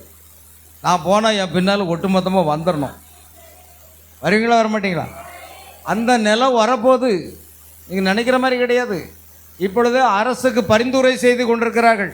இந்து அறநிலைத்துறை இருக்கிறதே, அதுபோல் கிறிஸ்தவத்துக்கு ஒரு அறநிலைத்துறை ஏற்படுத்துங்கள் என்று அரசாங்கத்தை ப்ரெஷர் பண்ணிக்கிட்டு இருக்கிறாங்க. தெரியுமா உங்களுக்கு? அதனால சொல்கிறாங்க, இந்த ஸ்தாபனம்லாம் சொல்லுது, நாங்கள்லாம் பல ஆண்டுகள் தியாலஜி சைக்காலஜி எல்லாம் படிச்சுட்டு தான் நாங்கள் வந்திருக்கிறோம். எல்லா ஸ்தாபனமும் அப்படி தான். அதனால் படித்தவங்க மட்டும்தான் பாஸ்டராக இருக்க முடியலைன்னா இருக்க முடியாதுன்னு அவங்க ஒரு சட்டத்தை அரசாங்கத்துக்கு கொடுக்க போனாங்க. அரசாங்கம் அதை தானே கேட்கும். நம்ம ஒரு 50 பேர் வச்சுக்கிட்டு இருக்கிறோமே, அவன் கோடிக்கணக்கில் இருக்கிறாங்களே, புரியுதா? ஆனால் அதெல்லாம் நாம் எதிர்த்து போராட வேண்டியது அவசியம். ஏன்னா நாம் பைபிளை மட்டும்தான் விசுவாசிப்போம். அல்லேலூயா. கர்த்தர் நம் கூட இருக்கிறார். ஆமென். ஆகையால் அதை ஒன்றாக இணைந்து விட்டது. அமெரிக்க தேசத்திலிருந்து புதிய போப்பை ஏற்படுத்தும். என்ன வருது? அமெரிக்க தேசத்திலிருந்து புதிய போப்பை ஏற்படுத்தும். புதிய போப்பு எங்கிருந்து வரணும்? அமெரிக்க தேசத்திலிருந்து வரணும். தீர்க்கதரிசி பிரணாம் தீர்க்கதரிசனம் சொல்றாரு. இதுவரைக்கும் இல்லை. 266 போப்புகளில் ஒருவர் கூட அமெரிக்காவை சேர்ந்தவர் கிடையாது. முதல் முறையாக அமெரிக்கா சிகாகோ நகரை சேர்ந்த அந்த போப்பு தேர்ந்தெடுக்கப்பட்டிருக்கிறார். அதனால் 1954வது ஆண்டு, இப்பொழுது 2025, 54வது ஆண்டு தீர்க்கதரிசி பிரணாம் சொன்ன அந்த வார்த்தை நிறைவேறுகிறதை நம்ம பார்க்கிறோம். அதுதான் அந்த தீர்க்கதரிசனமாக இருந்தால் நாம் எங்கே வந்து நின்று கொண்டிருக்கிறோம்? பதறக்கூடிய ஒரு நேரம். அல்லேலூயா. ஆண்டவரே, என்னை விட்டு நீங்கள் போயிடாதீங்கப்பா. நீ போகும்போது என்ன உம்முடைய ராஜ்யத்துக்கு கொண்டு போக. அது கதறக்கூடிய நேரத்தில் வாழ்ந்து கொண்டிருக்கோம். நம்ம இஷ்டப்படி நம்ம வாழ்ந்தோம் அப்படின்னா பிரியமானவர்களே, நாம் அதை இழக்க நேரிடலாம். பிரசங்கிக்க வேண்டியது மட்டும்தான் என் கடமை. பிரசங்கத்தை கேட்டு நடக்குது உங்க கடமை. ஆமென். ஆகையால் அமெரிக்க தேசத்திலிருந்து புதிய போப்பை அது ஏற்படுத்தும். அவர்கள் அந்த மிருகத்திற்கு ஒப்பான சொரூபத்தை உருவாக்குவார்கள் என்று நான் விசுவாசிக்கிறேன். புதிய போப்பு அமெரிக்காவிலிருந்து வரணும்னு 54வது ஆண்டு சொன்னால் இன்றைக்கு எத்தாவது ஆண்டு? 2025. எத்தனை வருஷம் பாய்ச்சது? 71 வருஷத்துக்கு முன்பாகவே இப்பொழுது நடக்கக்கூடிய அந்த சம்பவத்தை தீர்க்கதரிசி பிரணாம் மூலமாக கர்த்தர் அங்கே வெளிப்படுத்தி இருக்கிறார். நாம் அதனால்தான் அந்த தீர்க்கதரிசி செய்தியை விசுவாசிக்கிறோம். ஆமென்.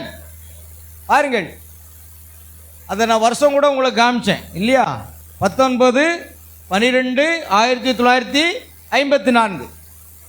ஆகையால் இப்பொழுது அந்த புதிய போப்பை ஏற்படுத்தும். அவர்கள் அந்த மிருகத்துக்கு ஒப்பான சொரூபத்தை உருவாக்குவார்கள் என்று நான் விசுவாசிக்கிறேன். ஆனாலும் நான் உங்களுக்கு சொல்லட்டும், அந்த அசலான சபையும் ஒன்றாக இணைக்கப்படும். ஒரு பக்கம் நடக்குது பாருங்க. அசலான சபை என்றால் உண்மையான ஒரு மணவாட்டி. உண்மையான மணவாட்டி எல்லாம் உலகம் முழுது இருக்கிற மணவாட்டி ஒன்று கூடுவார்கள். எதன் பேரிலே? தேவனுடைய வார்த்தையின் பேரிலே ஒன்று கூடுவார்கள். அல்லேலூயா. இன்றைக்கு நம்முடைய சபை இங்கு ஒரு சிறிய கூட்டமாக இருக்கிறது. ஆனால் நாம் எதை விசுவாசிக்கிறோமோ அதை விசுவாசிக்கக்கூடிய சிறு சிறு சபைகள், குழுக்களாக உலகம் முழுவதும் இருக்கிறார்கள். எந்த நாட்டில் இல்லை.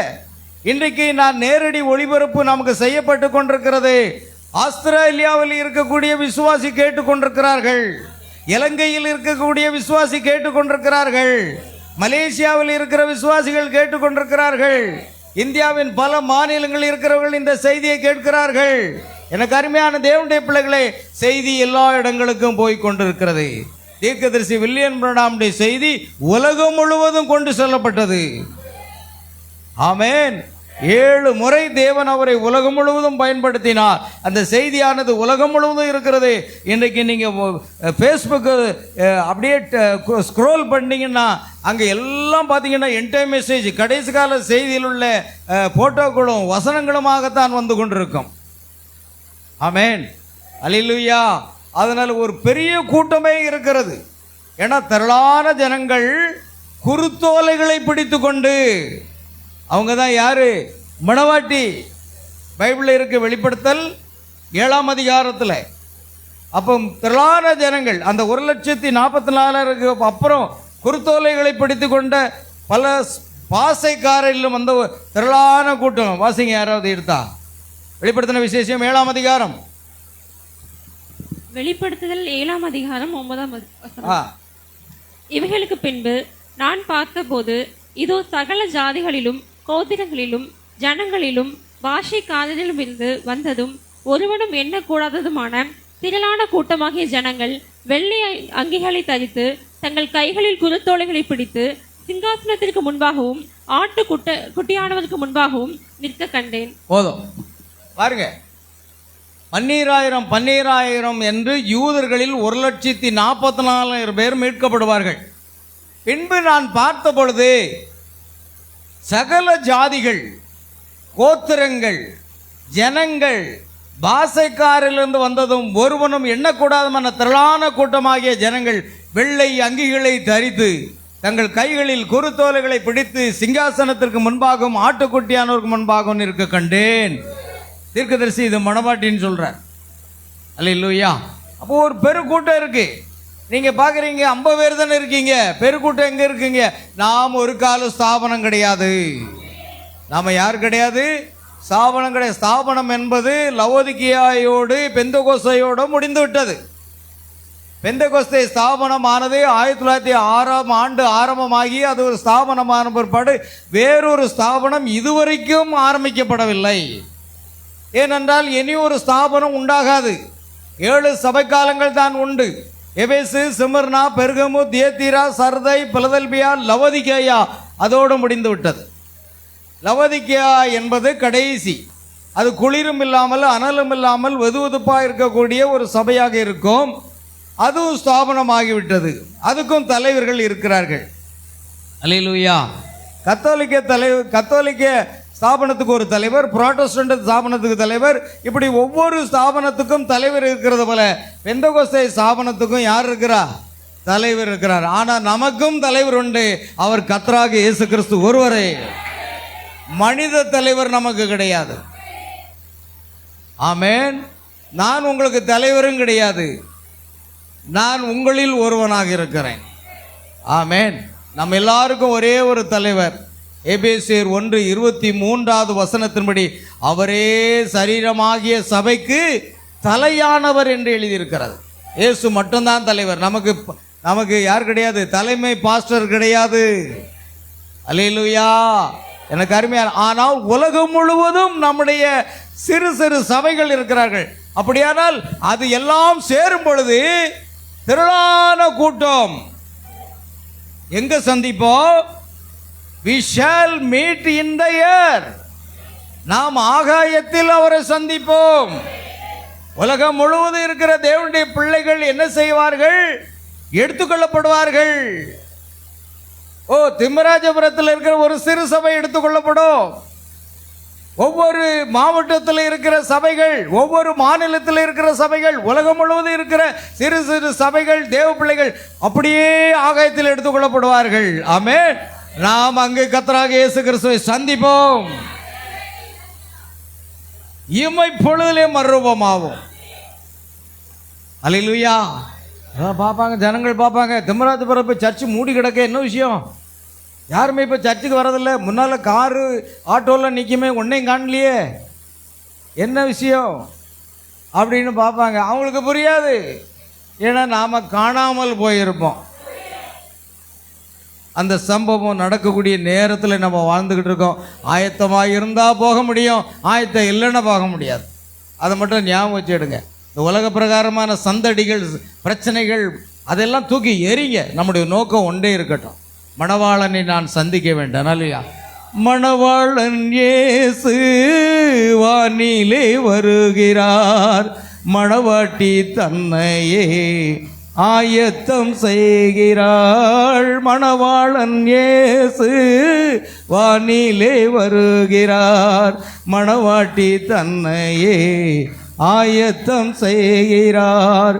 ஆவியில் நிறைந்து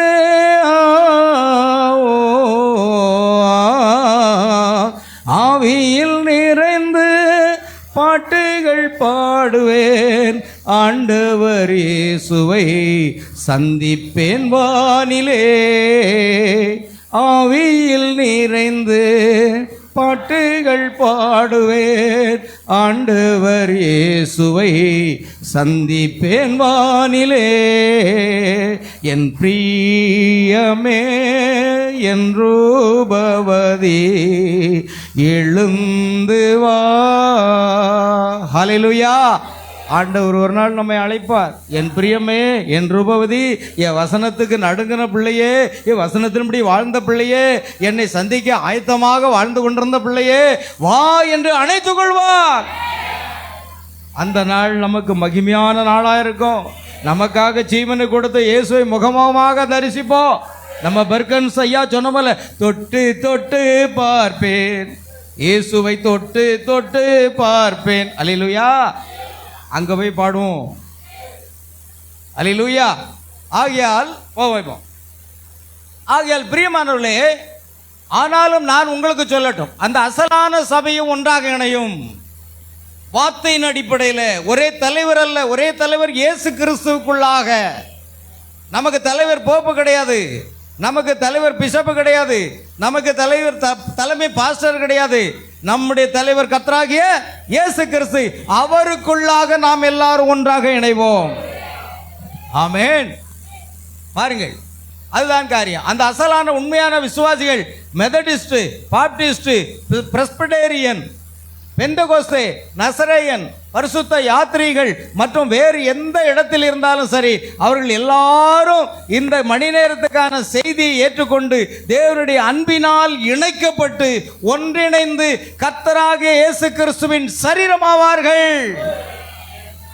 1 கொரிந்தியர் 12:27 என்ன சொல்லுகிறது என்றால், நீங்களே கிறிஸ்துவின் சரீரமாயும் தனித்தனியே அவயங்களாக இருக்கிறீர்கள். நாம் எல்லாம் ஒன்றாக இருக்கிறோம். அல்லேலூயா. கர்த்தருக்கு ஸ்தோத்திரம் உண்டாகட்டும். கவனிங்க. ஆகையால் தேவனை பற்றின உறுதியான நிலை இல்லாதவர்களும் ஆழமான சிந்தனையற்றவர்களும் ஒரு பக்கமாக ஒதுக்கப்படுவார்கள். அவர்கள் நேராக சென்று அந்த சபைகளின் ஐக்கிய கூட்டத்திற்குள் செல்வார்கள். அதே போல அன்றொரு நாள் அசம்பிளி ஆஃப் காட் சபையும் கூட அந்த சபைகளின் ஐக்கிய கூட்டத்திற்குள் சென்று விட்டது என்று நான் வாசித்தேன். அவர்கள் தங்களுடைய சுவிசேஷ போதனைகளை எல்லாம் மறுதலித்த பின்னர் தான் அப்படி செய்திருக்க முடியும். அது சரியே. அந்த சபைகளின் ஐக்கியங்களுக்குள்ளே செல்வதற்காக தங்களுடைய பெந்தகோஸ்தே அடையாளங்களையும் அற்புதங்களையும் மற்றும் கொள்கைகள் எல்லாவற்றையும் மறுதலித்திருக்க வேண்டும். வெறும் பெருமைக்காக ஓ சகோதரனே, அவை எல்லாவற்றையும் மறுதலிக்க வேண்டும். அல்லேலூயா. கொள்கைக்காக, ஐக்கியத்துக்காக தாங்கள் ஏற்றுக்கொண்ட விசுவாசத்தை மறுதலித்திருப்பார். இன்னைக்கு சபைகள் என்ன நிலையில் இருக்கும்? பைபிள் சொல்லுது, குளிர்ந்த நிலையில் தான் இருக்கும். ஆவியில அனல் என்பது இல்லாமல் போய்விடும். ஒரு குளிர்ந்த நிலையிலே சபைகள் எல்லாமே காணப்படும். ஒவ்வொரு ஸ்தாபனங்களும் தங்களுடைய போதகங்களை தான் அவர்கள் என்ன செய்வார்கள்? தங்களுடைய தலைவரைத்தான் அவர்கள் புகழ்ந்து கொண்டிருப்பார்கள். ஆமென். கர்த்தருக்கு ஸ்தோத்திரம் உண்டாகட்டும். சரி, நம்ம இப்போ போகலாம். இன்னொரு 15 நிமிஷம் இருக்குது நமக்கு செய்தி. இன்னொரு 1 மணி நேரம் போகணும்னு நினைக்கிறேன். பார்க்கலாம். நாம் ஏன் ஒரு ஸ்தாபனம் அல்ல என்ற செய்தியிலிருந்து ஒரு காரியம் பார்க்கலாம். 58ஆம் ஆண்டு பிரசங்கி. இப்பொழுது பாபிலோன் எவ்விதம் தோன்றினது என்பதை கவனிங்கள். அது வேதத்தின் ஆரம்பத்தில் காணப்படுகிறது இல்லையா? கடைசியில் அதெல்லாம் எடுத்து வச்சிருக்கியா?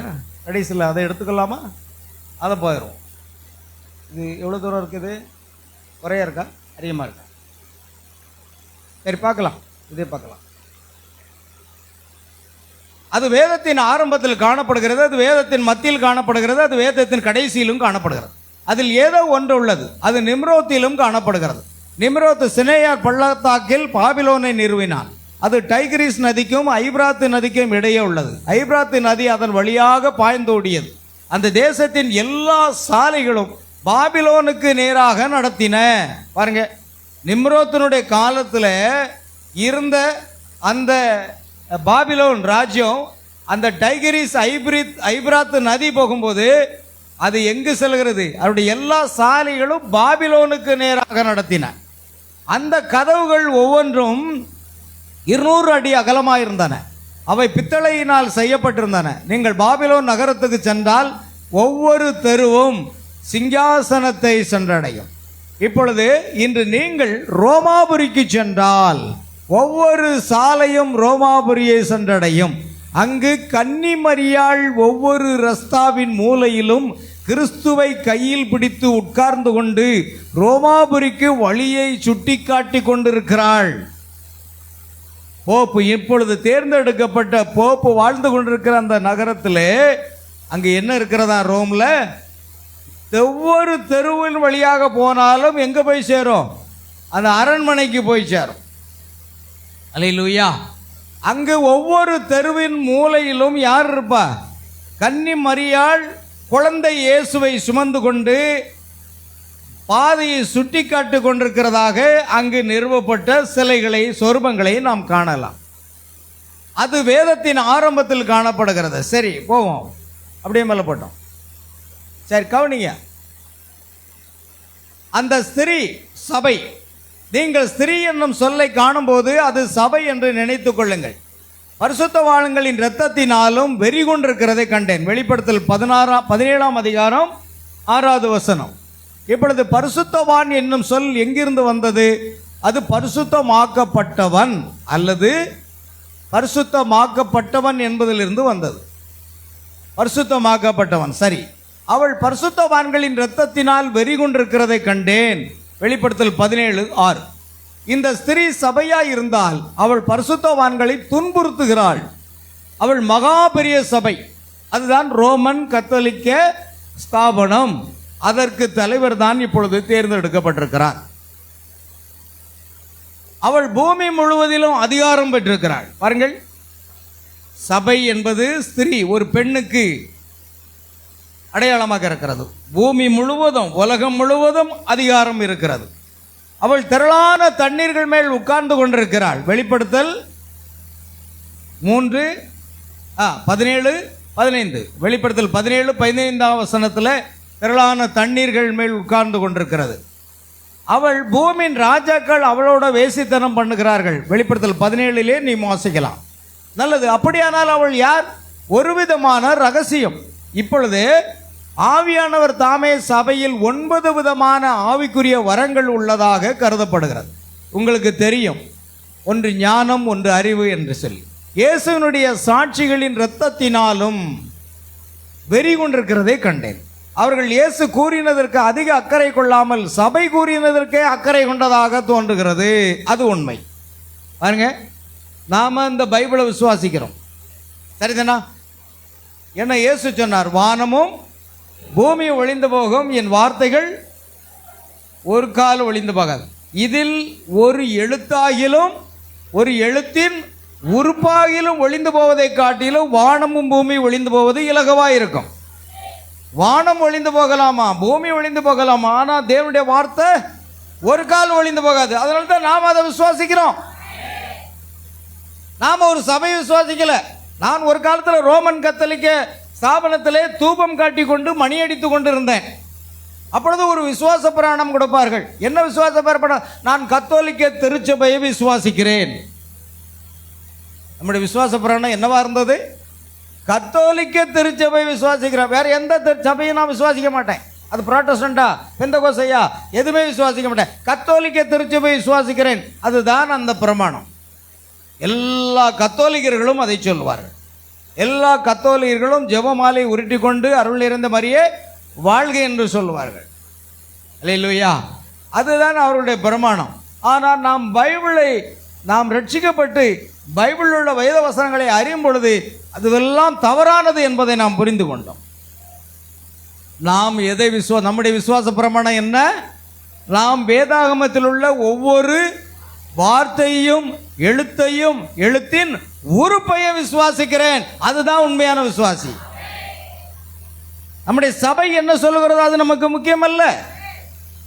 பாஸ்டர் என்ன சொல்லுகிறார் அது நமக்கு முக்கியம் அல்ல. இந்த வேதம் என்ன சொல்லுகிறது அதுதான் முக்கியம். புராட்டஸ்டன்ட்களை எடுத்துக்கொள்ளுங்கள். புனித அதனாசியஸின் திருத்துவத்தை விசுவாசிக்கிறேன் என்று அவர்கள் சொல்வார்கள். அவர்கள் எதை விசுவாசிப்பாங்க? புனித அதனாசியஸ் என்ற ஒருவர் இருந்தார். அவர்தான் திருத்துவம் என்பதை ஆழமாக கொண்டு வந்தார். அல்லேலூயா. கத்தோலிக்கர்கள் கூட சின்ன குறிப்பிடம் என்ற ஒரு சிறிய புஸ்தகம் உண்டு. அதில் பிதா சர்வேஸ்வரனா? ஆம், சர்வேஸ்வரன் தான்.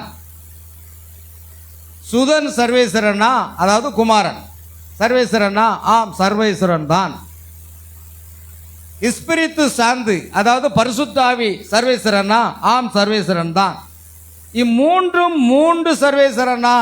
இல்லை, ஒரே சர்வேஸ்வரன். பாருங்க, ஒரே தேவன் என்பதை ஆதி மூல கத்தோலிக்கர்கள் விசுவாசித்தார்கள். பின்னால் வந்த ரோமன் கத்தோலிக்க ஸ்தாபனம் கிபி 325 ஆண்டுகளுக்கு பிற்பாடு கான்ஸ்டன்டைன் என்ற அரசன் ரோமை ஆட்சி செய்து வந்தவன் அரசியல் ஆதாயத்துக்காக அதை ஏற்படுத்தினான். அவர் தான் முதலாவது போப்பு, தெரியுமா? ஆமேன். ரோமன் கத்தோலிக்க ஸ்தாபனத்துக்கு முதலாவது போப்பு யாருங்க? பேதுரு கிடையாது. பேதுரு நமக்கு போப்பு. ஆதி மூல கத்தோலிக்கர்கள் நாம. பெந்தெகோஸ்தே நாளில் ஏற்படுத்தப்பட்ட அந்த திருச்சபைக்கு தலைவராக, அதாவது முதன்மையாக இருந்த அப்போஸ்தலன் யார் அப்படின்னா பேதுரு தான். அவர் தான் பிரசங்கித்தார், நீங்கள் சிலுவையில் அறைந்த இந்த இயேசுவையே தேவன் கர்த்தரும் கிறிஸ்துவாக, தமிழ்ல ஆண்டவரும் கிறிஸ்துவன்னு சொல்லியிருக்கு, ஆங்கிலத்தில் போத் லார்ட் அண்ட் கிரைஸ்ட். அவர்தான் கர்த்தர், அவர்தான் கிறிஸ்து. அவர் கர்த்தரும் கிறிஸ்துவமாக்கினார் என்று இஸ்ரவேல் குலத்தார் யாவரும் நிச்சயமாய் அறிய கடவர்கள். இருதயத்தில் அவர்கள் கேட்ட பொழுது இருதயத்தில் குற்றப்பொருளாகிய சகோதரரே, நாங்கள் என்ன செய்ய வேண்டும்? நீங்கள் மனம் திரும்பி ஒவ்வொருவரும் பாவ மன்னிப்புக்கென்று இயேசு கிறிஸ்துவின் நாமத்தினாலே ஞானஸ்நானம் பெற்றுக்கொள்ளுங்கள், அப்பொழுது பரிசுத்த ஆவியின் வரத்தை பெற்றுக்கொள்வீர்கள். வார்த்தையை சந்தோஷமாக ஏற்றுக்கொண்டவர்கள் 3000 பேர் இயேசு கிறிஸ்துவின் பெயரில் ஞானஸ்நானம் பெற்றுக்கொண்டார்கள். ரட்சிக்கப்படுவர்களை கர்த்தர் அனுமதி சபையில், அதுதான் மூல கத்தோலிக்கர்கள், அதுதான் ஆதி திருச்சபை. என்னுடைய செய்தி ஒன்று இருக்கிறது, ஆதி திருச்சபை என்ற தலைப்பில் இருக்கிறது, கேட்டு பாருங்க. முதலாவது திருச்சபை எது? ரோமன் கத்தோலிக்க ஸ்தாபனம் எப்பொழுது தோன்றிற்று என்று சரித்திர பிரகாரமாக அதை நான் பேசியிருக்கிறேன். கிபி 325 ஆண்டில் நிசையா என்ற ஒரு மாநாட்டை ஏற்படுத்தும் பொழுதுதான் கான்ஸ்டன்டைன் அரசன். அதுக்கும் ஒரு காரியம் இருக்கிறது. கான்ஸ்டன்டைன் யார் தெரியுமா? ஒரு பெரிய போர் வீரன், ஒரு பெரிய ராஜா, அந்த நாட்டுக்கு ராஜா. அவன் மற்ற நாடுகளை எதிர்த்து போராடுவானான். அப்படி இருக்கும் பொழுது எதிரி நாடுகள் இவனுக்கு நேராக வரும் பொழுது ஒரு நாள் அவன் பித்து கலங்கி போய் இருந்தான். நாம் எப்படி வெற்றி கொள்ள முடியும்? நாம் வெற்றி கொள்ள முடியாது. அல்லேலூயா. கண்களை திறந்து என்ன பாருங்க. தூக்கம் வருதுன்னா வெளியில் போய் தொட்டியில் கழுவிட்டு வாங்க. பிரசங்கம் தடப்படுது. பிரசன்னம் தடப்படவே கூடாது. ஆமேன்னு சொல்லிக்கிட்டே இருக்கணும் வாயிலிருந்து. இவ்வளோ கூட்டத்தில் தூங்குறதை எப்படி கண்டுபிடிச்சாங்க? கர்த்தருடைய கண்கள் பூமி எங்கும் உலாவிக் கொண்டிருக்கிறது. அல்லேலூயா. இதை பதிவு பண்ணுறது தான் எனக்கு கஷ்டம். ஆமேன். அல்லேலூயா. கவனிங்க அருமையான தேவனுடைய பிள்ளைகளை. என்ன சொன்னோம்? நானும் மறந்துட்டேன், நீங்களும் மறந்துட்டீங்களா? அவன் ராஜா, கான்ஸ்டன்டைன் என்பவன் ஒரு ராஜா. அந்த யுத்தத்துக்கு போகிறதுக்காக அவன் எதிர்கொண்டிருக்கும் போது ஒரு தொப்பியை போன்ற ஒரு அணிகலன் அவனுக்கு நேராக ஒரு கவசத்தை போன்றிருந்ததான். அதில் சிலுவை அடையாளம் காணப்பட்டதாம். அதை பார்த்து இந்த சிலுவை அடையாளம் எதற்கு அடையாளம்? அதுதான் கிறிஸ்தவர்களின் சின்னம். அந்த சிலுவை அடையாளம் இட்ட தொப்பியை அணிந்து கொண்டு அவன் யுத்தத்துக்கு சென்றானா, யுத்தத்தில் ஜெயம் பெற்றானா. சிலுவை அடையாளம் என்பது கிறிஸ்தவர்களின் சின்னம், அது கத்தோலிக்கர்களின் சின்னம் அல்ல. ஆதி கிறிஸ்தவர்கள் சிலுவை எடுத்துக்கொண்டு ஒரு இடத்துல நாட்டி வைத்து இந்த சிலுவையில் அறைந்த இந்த இயேசுவே கர்த்தரும் கிறிஸ்து என்று பிரசங்கித்தார்கள். அப்போஸ்தலர்கள் உலகம் முழுவதும் செல்லும் பொழுது ஒரு சிலுவையை தூக்கி கொண்டு செல்வார்களாம். இது சரித்திரம். சிலுவை என்பது கிறிஸ்தவர்களின் அடையாளமே தவிர அது கத்தோலிக்கர்கள் அடையாளம் அல்ல. அந்த சொருபங்கள் தான் கத்தோலிக்கர்களுடைய அடையாளம். நமக்கு சொருபம் கிடையாது. ஆமேன். நம்முடைய தேவன் ஆவியாக இருக்கிறார். அல்லேலூயா. ஆகையால் அருமையான தேவனுடைய பிள்ளைகளே கவனிங்க. அவர்கள் இயேசு கூறினதற்கு அதிக அக்கறை கொள்ளாமல் சபை கூறினதற்கு, இன்னைக்கு பாருங்க, இந்த போப்பு சொல்றது தான் அவங்க கேட்பாங்க. ஆமேன். பைபிளை கொண்டு போங்க. பைபிளை ஒரு காலத்தில் நாங்கள் பைபிளை வாசிக்க முடியாது. அந்த காலத்தில் நான் பிறந்ததுலேருந்தே கத்தோலிக்க குடும்பத்தில் பிறந்து வளர்ந்ததுனால எங்கள் வீட்டில் ஒரே ஒரு பைபிள் இருக்கும்.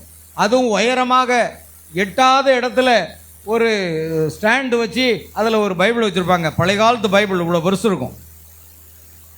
பெரியவங்க மட்டும்தான் அதை வாசிக்கணும், இல்லைன்னா குருவானவர் மட்டும்தான் வாசிக்கணும்னு இருந்தது. அந்த பைபிளை பெரியவங்க மட்டும்தான் அதை எடுத்து படிக்கணும். வேறு யாருக்கும் தகுதி இல்லை, யாரும் வாசிக்கக்கூடாது. ஏன்னா அது கத்தோலிக்க சட்டம்.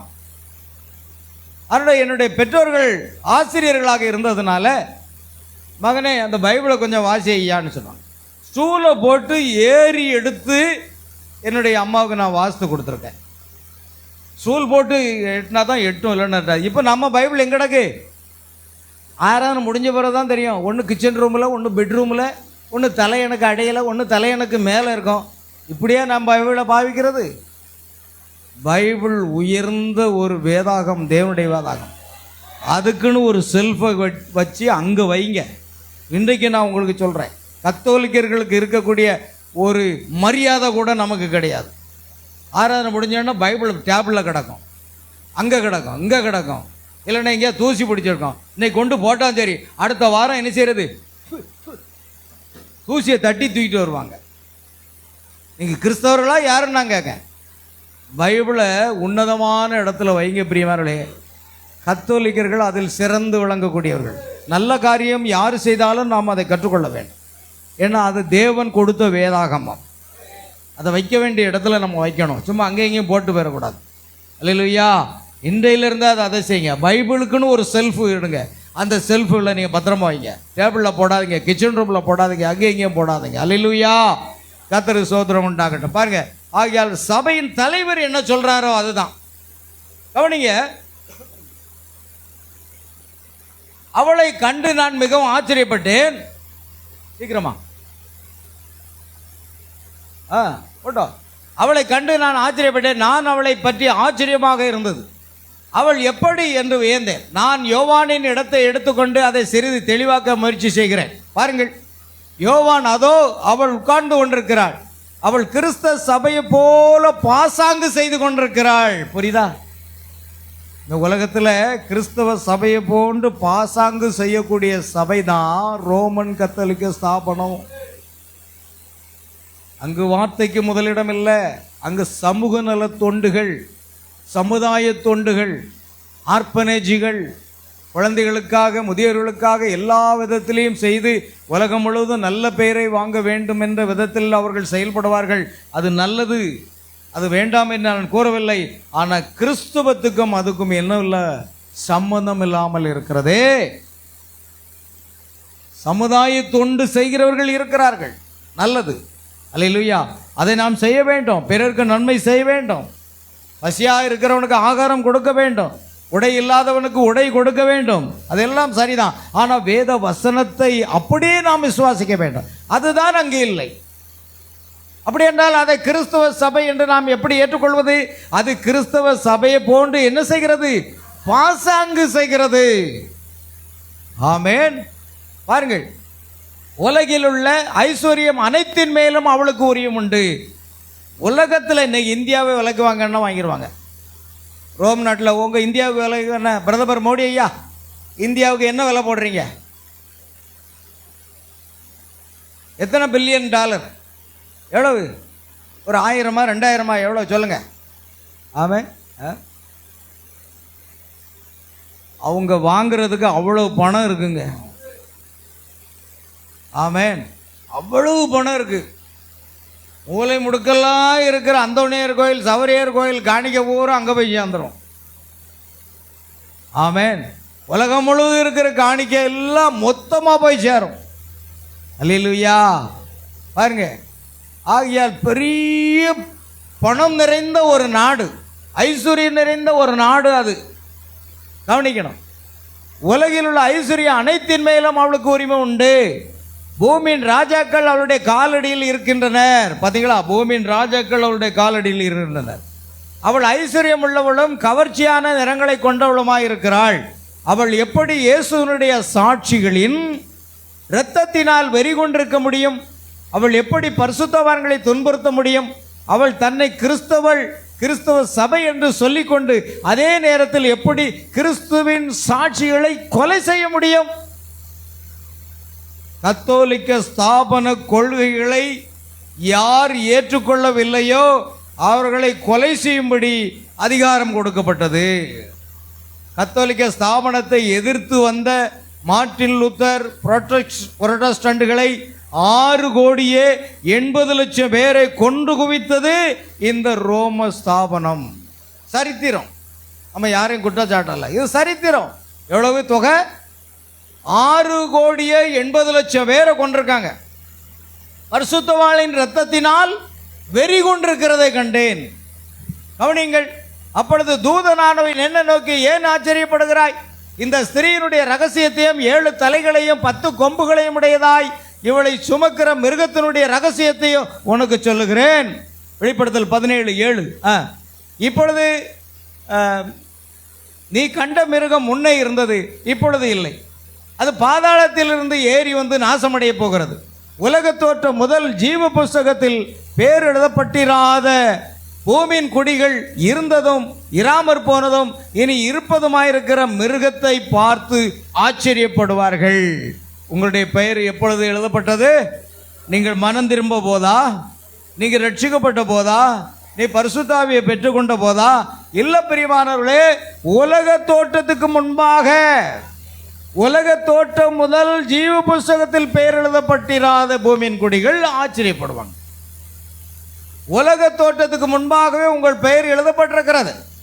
வெளிப்படுத்தல் 13:8 வாசித்து பாருங்கள். உலக தோற்றம் முதல் அடிக்கப்பட்ட ஆட்டுக்குட்டியினுடைய ஜீவ புஸ்தகத்தில் பெயர் எழுதப்பட்டிராத பூமியின் குடிகள் யாவரும் அதை வணங்குவார்கள். பாருங்க, உலக தோற்றம் முதல், ஆங்கிலத்தில் before the foundation of the world, இந்த உலகம் உண்டாவதற்கு முன்பாகவே, இந்த உலகம் அஸ்திவாரப்படுத்துவதற்கு முன்பாகவே. ஆமென். பாருங்கள், அங்கே எழுதியிருக்கிறது, and all that dwell upon the earth shall worship him. அதானப்பா, whose names are not written in the book of life of the Lamb, slain from the foundation of the world. Hallelujah.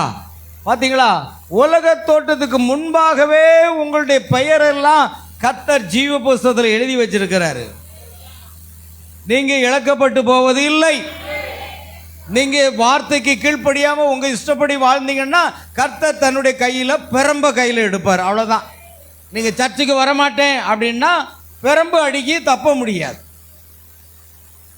ஏன்னா கர்த்தர் எவனிடத்தில் அன்பு கூறுகிறாரோ அவனை கடிந்து கொண்டு என்ன செய்கிறார்? சிட்சிக்கிறார். நான் வசனத்தின்படி வாழ மாட்டேன் என்றாலும் கர்த்தர் உங்களை விட மாட்டார். ஏன்னா உங்க பேர் எங்க இருக்கு? ஜீவ புஸ்தகத்தில் இருக்கு. கர்த்தர் எவர்களை முன்குறித்தாரோ அவர்களை அழைத்திருக்கிறார். எவர்களை அழைத்தாரோ அவர்களை நீதிமான்களாக்கினார்.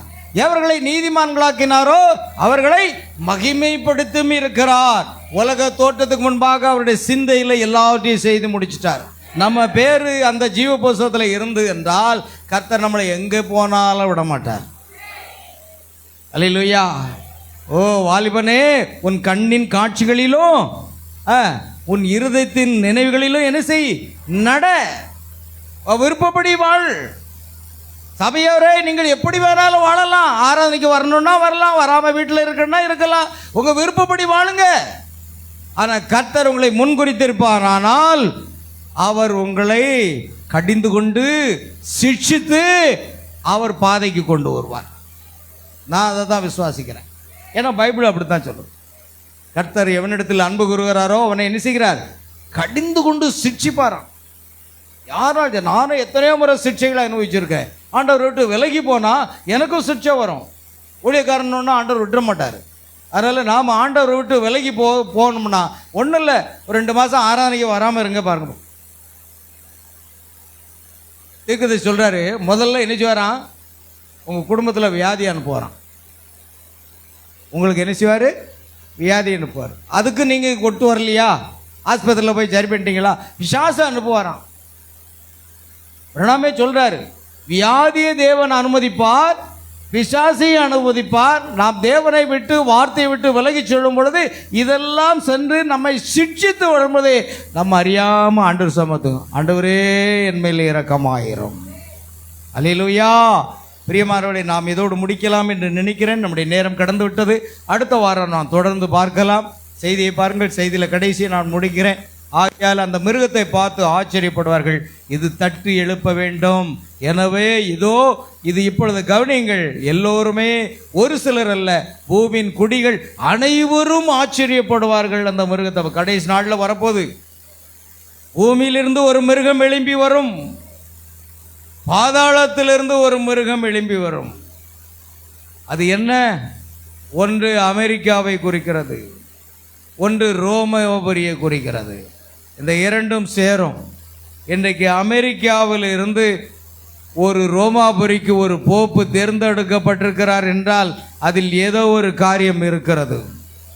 ஏன்னா வெளிப்படுத்தல் 13ஆம் அதிகாரம் அமெரிக்கா கொடியினுடைய கோடுகள் 13, அமெரிக்கா கொடியினுடைய நட்சத்திரங்கள் 13. சரியாக தேவன் அதை வெளிப்படுத்தல் 13ஆம் அதிகாரத்தில் வைத்திருக்கிறார். காரணம், அங்கிருந்து தான் ஒரு மிருகம் வெளிவருகிறது. இன்னொரு மிருகம் பாதாளத்திலிருந்து ஏறி வந்து நாசமடைய போகிறது. அல்லேலூயா. அதெல்லாம் வேதத்தில் எழுதப்பட்ட வண்ணமாகவே இப்பொழுது நடந்து கொண்டிருக்கிறது. என்றால் 266 போப்புகள் உலகத்தின் பல பகுதிகளிலிருந்து தேர்ந்தெடுக்கப்பட்டார்கள். ஆனால் இப்பொழுது தீர்க்கதரிசி பிரணாம் சொன்ன அந்த வார்த்தை, ஒரு புதிய போப்பை அவர்கள் அமெரிக்காவிலிருந்து தேர்ந்தெடுப்பார்கள் என்றால் அந்த வார்த்தை இப்பொழுது நிறைவேறி கொண்டிருக்கிறது. என்றால் என் தேவ பிள்ளையே, நாம் செல்லக்கூடிய நேரம் நெருங்கிவிட்டது. நாம் அவரை சந்திக்க ஆயத்தமாயிருப்போம். கர்த்தர் உங்களை ஆசீர்வதிப்பாராக. யாவரும் எழுந்து நிற்போம். கடைசியாக நாம் ஒரு பாடலை பாடி நாம் ஜெபித்து நிறைவு செய்வோமாக. யாவரும் எழுந்திருப்போம். ஹல்லேலூயா, பிரைஸ் தி லார்ட் ஜீசஸ். எல்லாம் ஜெபிப்போம். கடைசி நேரம் பிரியமானவர்களே, நாம் எந்த நேரத்தில் வாழ்ந்து கொண்டிருக்கிறோம் என்பதை நாம் புரிந்து கொள்ளுவோம். நாம் ஒவ்வொருவர் பயபக்தியாக தேவனுக்கு முதலிடம் கொடுத்து வாழ்வோம். உலகத்தை நேசிப்பதெல்லாம் நாம் விட்டுவிட்டு ஆண்டவரை நேசிப்போம், அவருக்கு பின்னால் செல்வோம். ஹல்லேலூயா. இயேசு நம்மை தேடி வந்த தெய்வம். நாம் பாவத்தில் இருக்கும் பொழுது நம்மை தேடி வந்தார். நாம் வியாதியில் இருக்கும் பொழுது அவர் நம்மை தேடி வந்தார். நம்முடைய பாவங்களிலிருந்து நம்மை மன்னித்தார். நம்மை முற்றிலுமாக அவர் ஆசீர்வதித்தார். நம் நோய்களை நீக்கினார். அல்லேலூயா. தேவனுக்கே மகிமை உண்டாகட்டும். Praise the Lord Jesus. Amen. எல்லாரும் கரங்களை தட்டிப்படும்.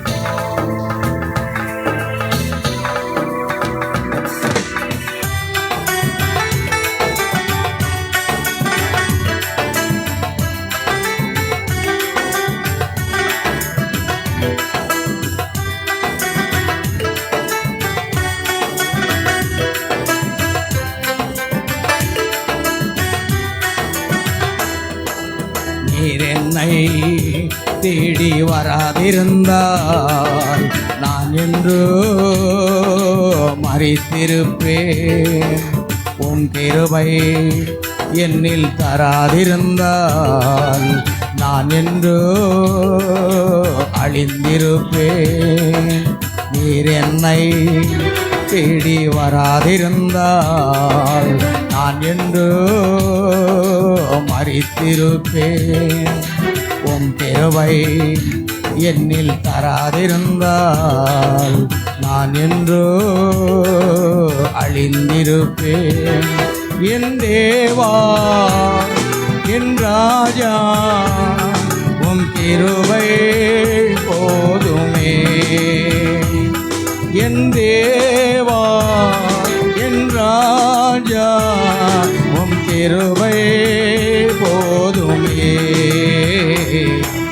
நீர் என்னை தேடி வராதிருந்தால் நான் என்றோ மரித்திருப்பேன்.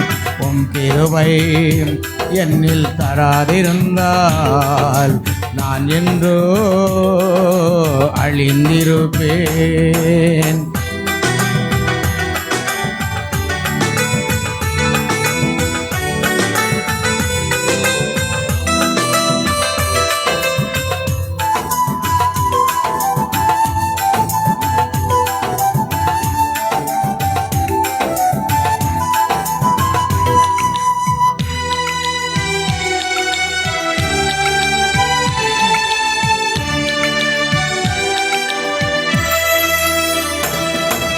தட்டு தடுமாறி நான் தள்ளாடி நடந்தேன். என்னை தொட்டு தூக்கிவிட நீர் ஓடோடி வந்தீரே.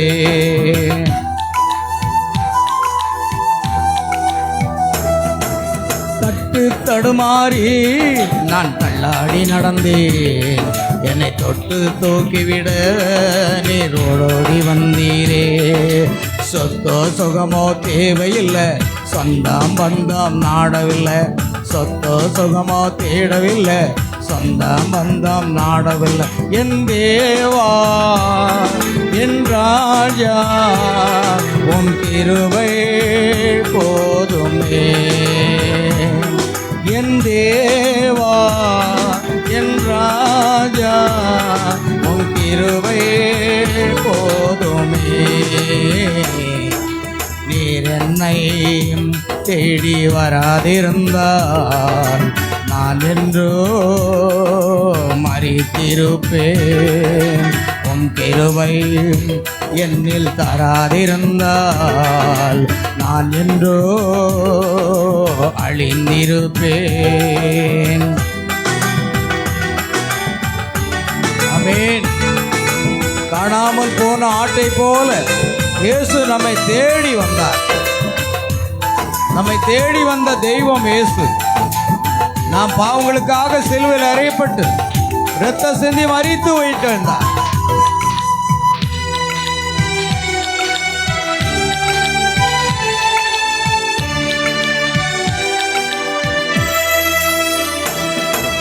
முளையான சேற்றினிலே நான் முழந்து கிடந்தேன், உன்னதத்தின் தேவா என்னை உயர்த்தி வைத்தீரே.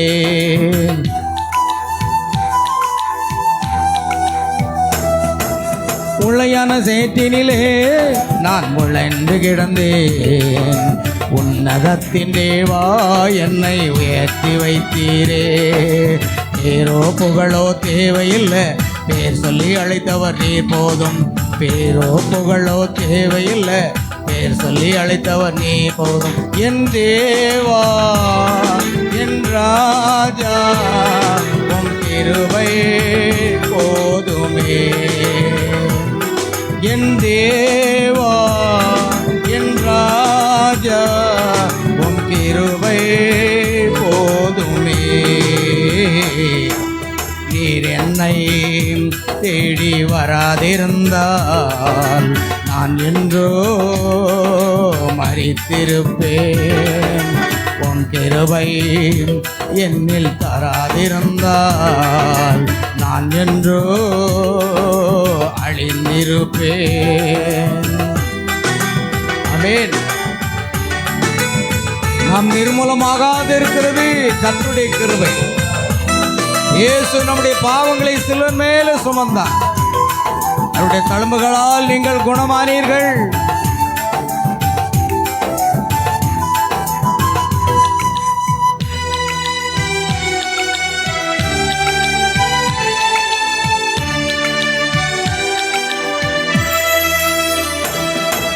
தாயின் கருவினிலே என்னை சுமந்து கொண்டீரே, தாங்கி தாங்கி என்னை உந்தன் தோளில் சுமந்தீரே.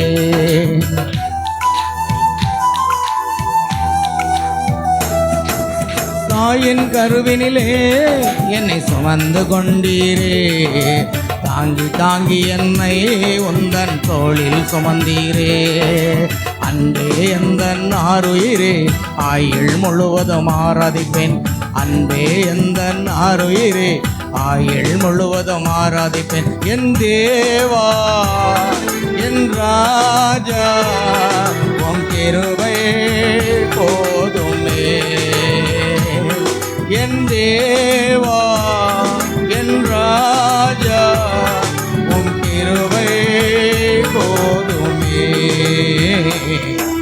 நீர் என்னை தேடி வராதிருந்தால் நான் என்றோ மரித்திருப்பேன். உன் கிருபை என்னில் தராதிருந்தால் நான் என்றோ அழிந்திருப்பேன். ஆமென். நாம் எல்லாம் ஜெபிப்போம். அன்பின் ஆண்டவராக இயேசப்பா, நன்றியோடு துதிக்கிறோம், சோதரிக்கிறோம். கர்த்தாவே, ஆசீர்வதிக்கப்பட்ட அந்த அருமையான காலை வேளையில் ஆண்டவராக இயேசுவே உம்முடைய ஆலயத்தில் வந்து உம்மை துதித்து பாடி ஆராதித்து உம்முடைய வார்த்தையை கேட்க எங்களுக்கு கிருபை தந்தீரே, நன்றி செலுத்துகிறோம். எங்கள் கர்த்தராக இயேசு கிறிஸ்துவினுடைய நாமத்தினாலே இந்த ஆராதனையில் கலந்து கொண்ட ஒவ்வொரு சகோதர சகோதரிகளையும் குழந்தைகள் முதற்கொண்டு பெரியோர்களையும் ஒவ்வொருவரையும் ஆண்டவர் ஆசீர்வதிக்க முடியாகும். ஒவ்வொருடைய சரீரங்களில் காணப்படுகிற வியாதிகளெல்லாம் நீக்கி போடும். ஆண்டவரே, உம்முடைய தெய்வீகமான வல்லமை, பரிசுத்தமான வல்லமையானது உம்முடைய பிள்ளைகள் ஒவ்வொருவரையும் தொட்டு சுகப்படுத்தும். நீர் எங்களுக்காக கல்வாரி சிலுவையிலே அறையப்பட்டீர். எங்கள் பாவங்களுக்காக, நாங்கள் செய்த அக்கிரமங்களுக்காக, நாங்கள் செய்த மீறுதல்களுக்காக நீர் சிலுவையில் அறையப்பட்டு இரத்தம் சிந்தி மரித்து மூன்றாவது நாள் உயிரோடு எழுந்த தெய்வமே, உம்மை துதிக்கிறோம் அப்பா, உம்மை போற்றுகிறோம், உம்மை வாழ்த்துகிறோம். ஆண்டவரே கர்த்தாவே, உம்முடைய பாதத்தில் வந்திருக்கிற ஒவ்வொரு சகோதரர்களையும் ஆசீர்வதிங்க, ஒவ்வொரு சகோதரிகளையும் ஆசீர்வதிங்க, ஒவ்வொரு குழந்தைகளையும் ஆசீர்வதிங்க. இந்த செய்தியை யூடியூப் மூலமாக முகநூல் வழியாக கேட்க போகிற ஒவ்வொரு தேவ பிள்ளைகளையும் ஆசீர்வதிக்க வேண்டுமா ஜெபிக்கிறோம். ஆண்டவரே, உம்முடைய கரங்களில் மூடி மறைத்துக் கொள்ளும் கர்த்தாவே, பொறுப்படுத்திக் கொள்வீராக. இந்த ஆராதனையில் கலந்து கொண்ட ஒவ்வொருவரையும் தேவன் ஆசீர்வதிக்க முடியாது ஜெபிக்கிறோம். கர்த்தாவே, உமது கிருபையினாலே கர்த்தாவே சோத்திரம் சோத்திரம் சோத்திரம் கர்த்தாவே. ஆண்டவரே, அருகிலே வீட்டில் இருக்கக்கூடிய அருமையான சகோதரர் கோமையா அவர்கள் ஆண்டவரே, கர்த்தருடைய பிள்ளைகள் இந்த ஆண்டவரே தாகம் தீர்த்து கொள்வதற்காக ஆண்டவரே இந்த மோர் காணிக்கையாக கொண்டு வந்திருக்கிறார்கள், இந்த பழத்தை காணிக்கையாக கொண்டு வந்திருக்கிறார்கள். கர்த்தர் தாமே அவருக்கு நல்ல சுகத்தையும் பலத்தையும் ஆரோக்கியத்தையும் கொடுத்து ஆசீர்வதிக்க முடியாகும். அவருடைய குடும்பத்தார், அவருடைய பிள்ளைகள் ஒவ்வொருவரையும் ஆசீர்வதிக்க வேண்டுமா ஜெபிக்கின்றப்பா. உம்முடைய நாம மகிமைப்படட்டும் ஐயா. எங்கள் மத்தியில் ஆண்டவரே, இந்த விடுமுறை நாளிலும் கூட தன்னுடைய நேரத்தை உலக பிரகாரமாக செலவழிக்காதபடி ஆண்டவருடைய சமூகத்திலே கணவனும் மனைவியாக வந்திருக்கிற அருமையான சகோதரர் ஆறுமுக நயினார் என்ற அந்த மகனுக்காக ஜெபிக்கிறேன். கர்த்தர் அந்த மகனை ஆசீர்வதிங்க. அவருடைய மனைவி பிள்ளைகள் ஒவ்வொருவரையும் ஆசீர்வதிக்க வேண்டுமா ஜெபிக்கிறோம். குடும்பமாக ஆண்டவருடைய ஆலயத்தில் வந்து ஆண்டவருடைய அன்பை ருசித்து ஆத்தும ரட்சிப்பை, சந்தோஷத்தை, சமாதானத்தை பெற்றுக்கொள்ளும்படி கிருபை செய்ய வேண்டுமா ஜெபிக்கிறப்பா. நேரே பொறுப்படுத்திக் கொள்ளும். இன்னும் புதிதாக வந்திருக்கிற ஒவ்வொரு தேவ பிள்ளைகளையும் ஆசீர்வதிப்பீராக. சகல துதி கன மகிமை யாவற்றையும் முக செலுத்துகிறோம். எங்கள் கர்த்தராகிய இயேசு கிறிஸ்துவின் நாமத்தில் கேட்கிறோம் பிதாவே, ஆமென். என் ஆத்துமாவே கர்த்தரை ஸ்தோத்ரி, என் முழு உள்ளமேருடைய பரிசுத்த நாமத்தை ஸ்தோத்ரி. கர்த்தர் செய்த சகல வாரங்களை மறவாதையாம். நம்முடைய கர்த்தராகிய இயேசு கிறிஸ்துவினுடைய கிருபையும் தேவனுடைய அன்பும் பரிசுத்த ஆவியுடைய ஐக்கியமும் சந்தோஷமும் சமாதானமும் சுகமும் பலமும் ஆசீர்வாதங்களும் நம் அனைவரோடும், நம் குடும்பத்தார் அனைவரோடும், உலகத்தில் உள்ள சகல பரிசுத்தவான்கள் அனைவரோடும் இன்றும் என்றும் சதா காலமும் நிலைத்திருப்பதாக. அல்லேலூயா. Price the Lord. கர்த்தராகிய இயேசு கிறிஸ்து உங்கள் ஒவ்வொருவரையும் ஆசீர்வதிப்பார். God bless you. God bless you.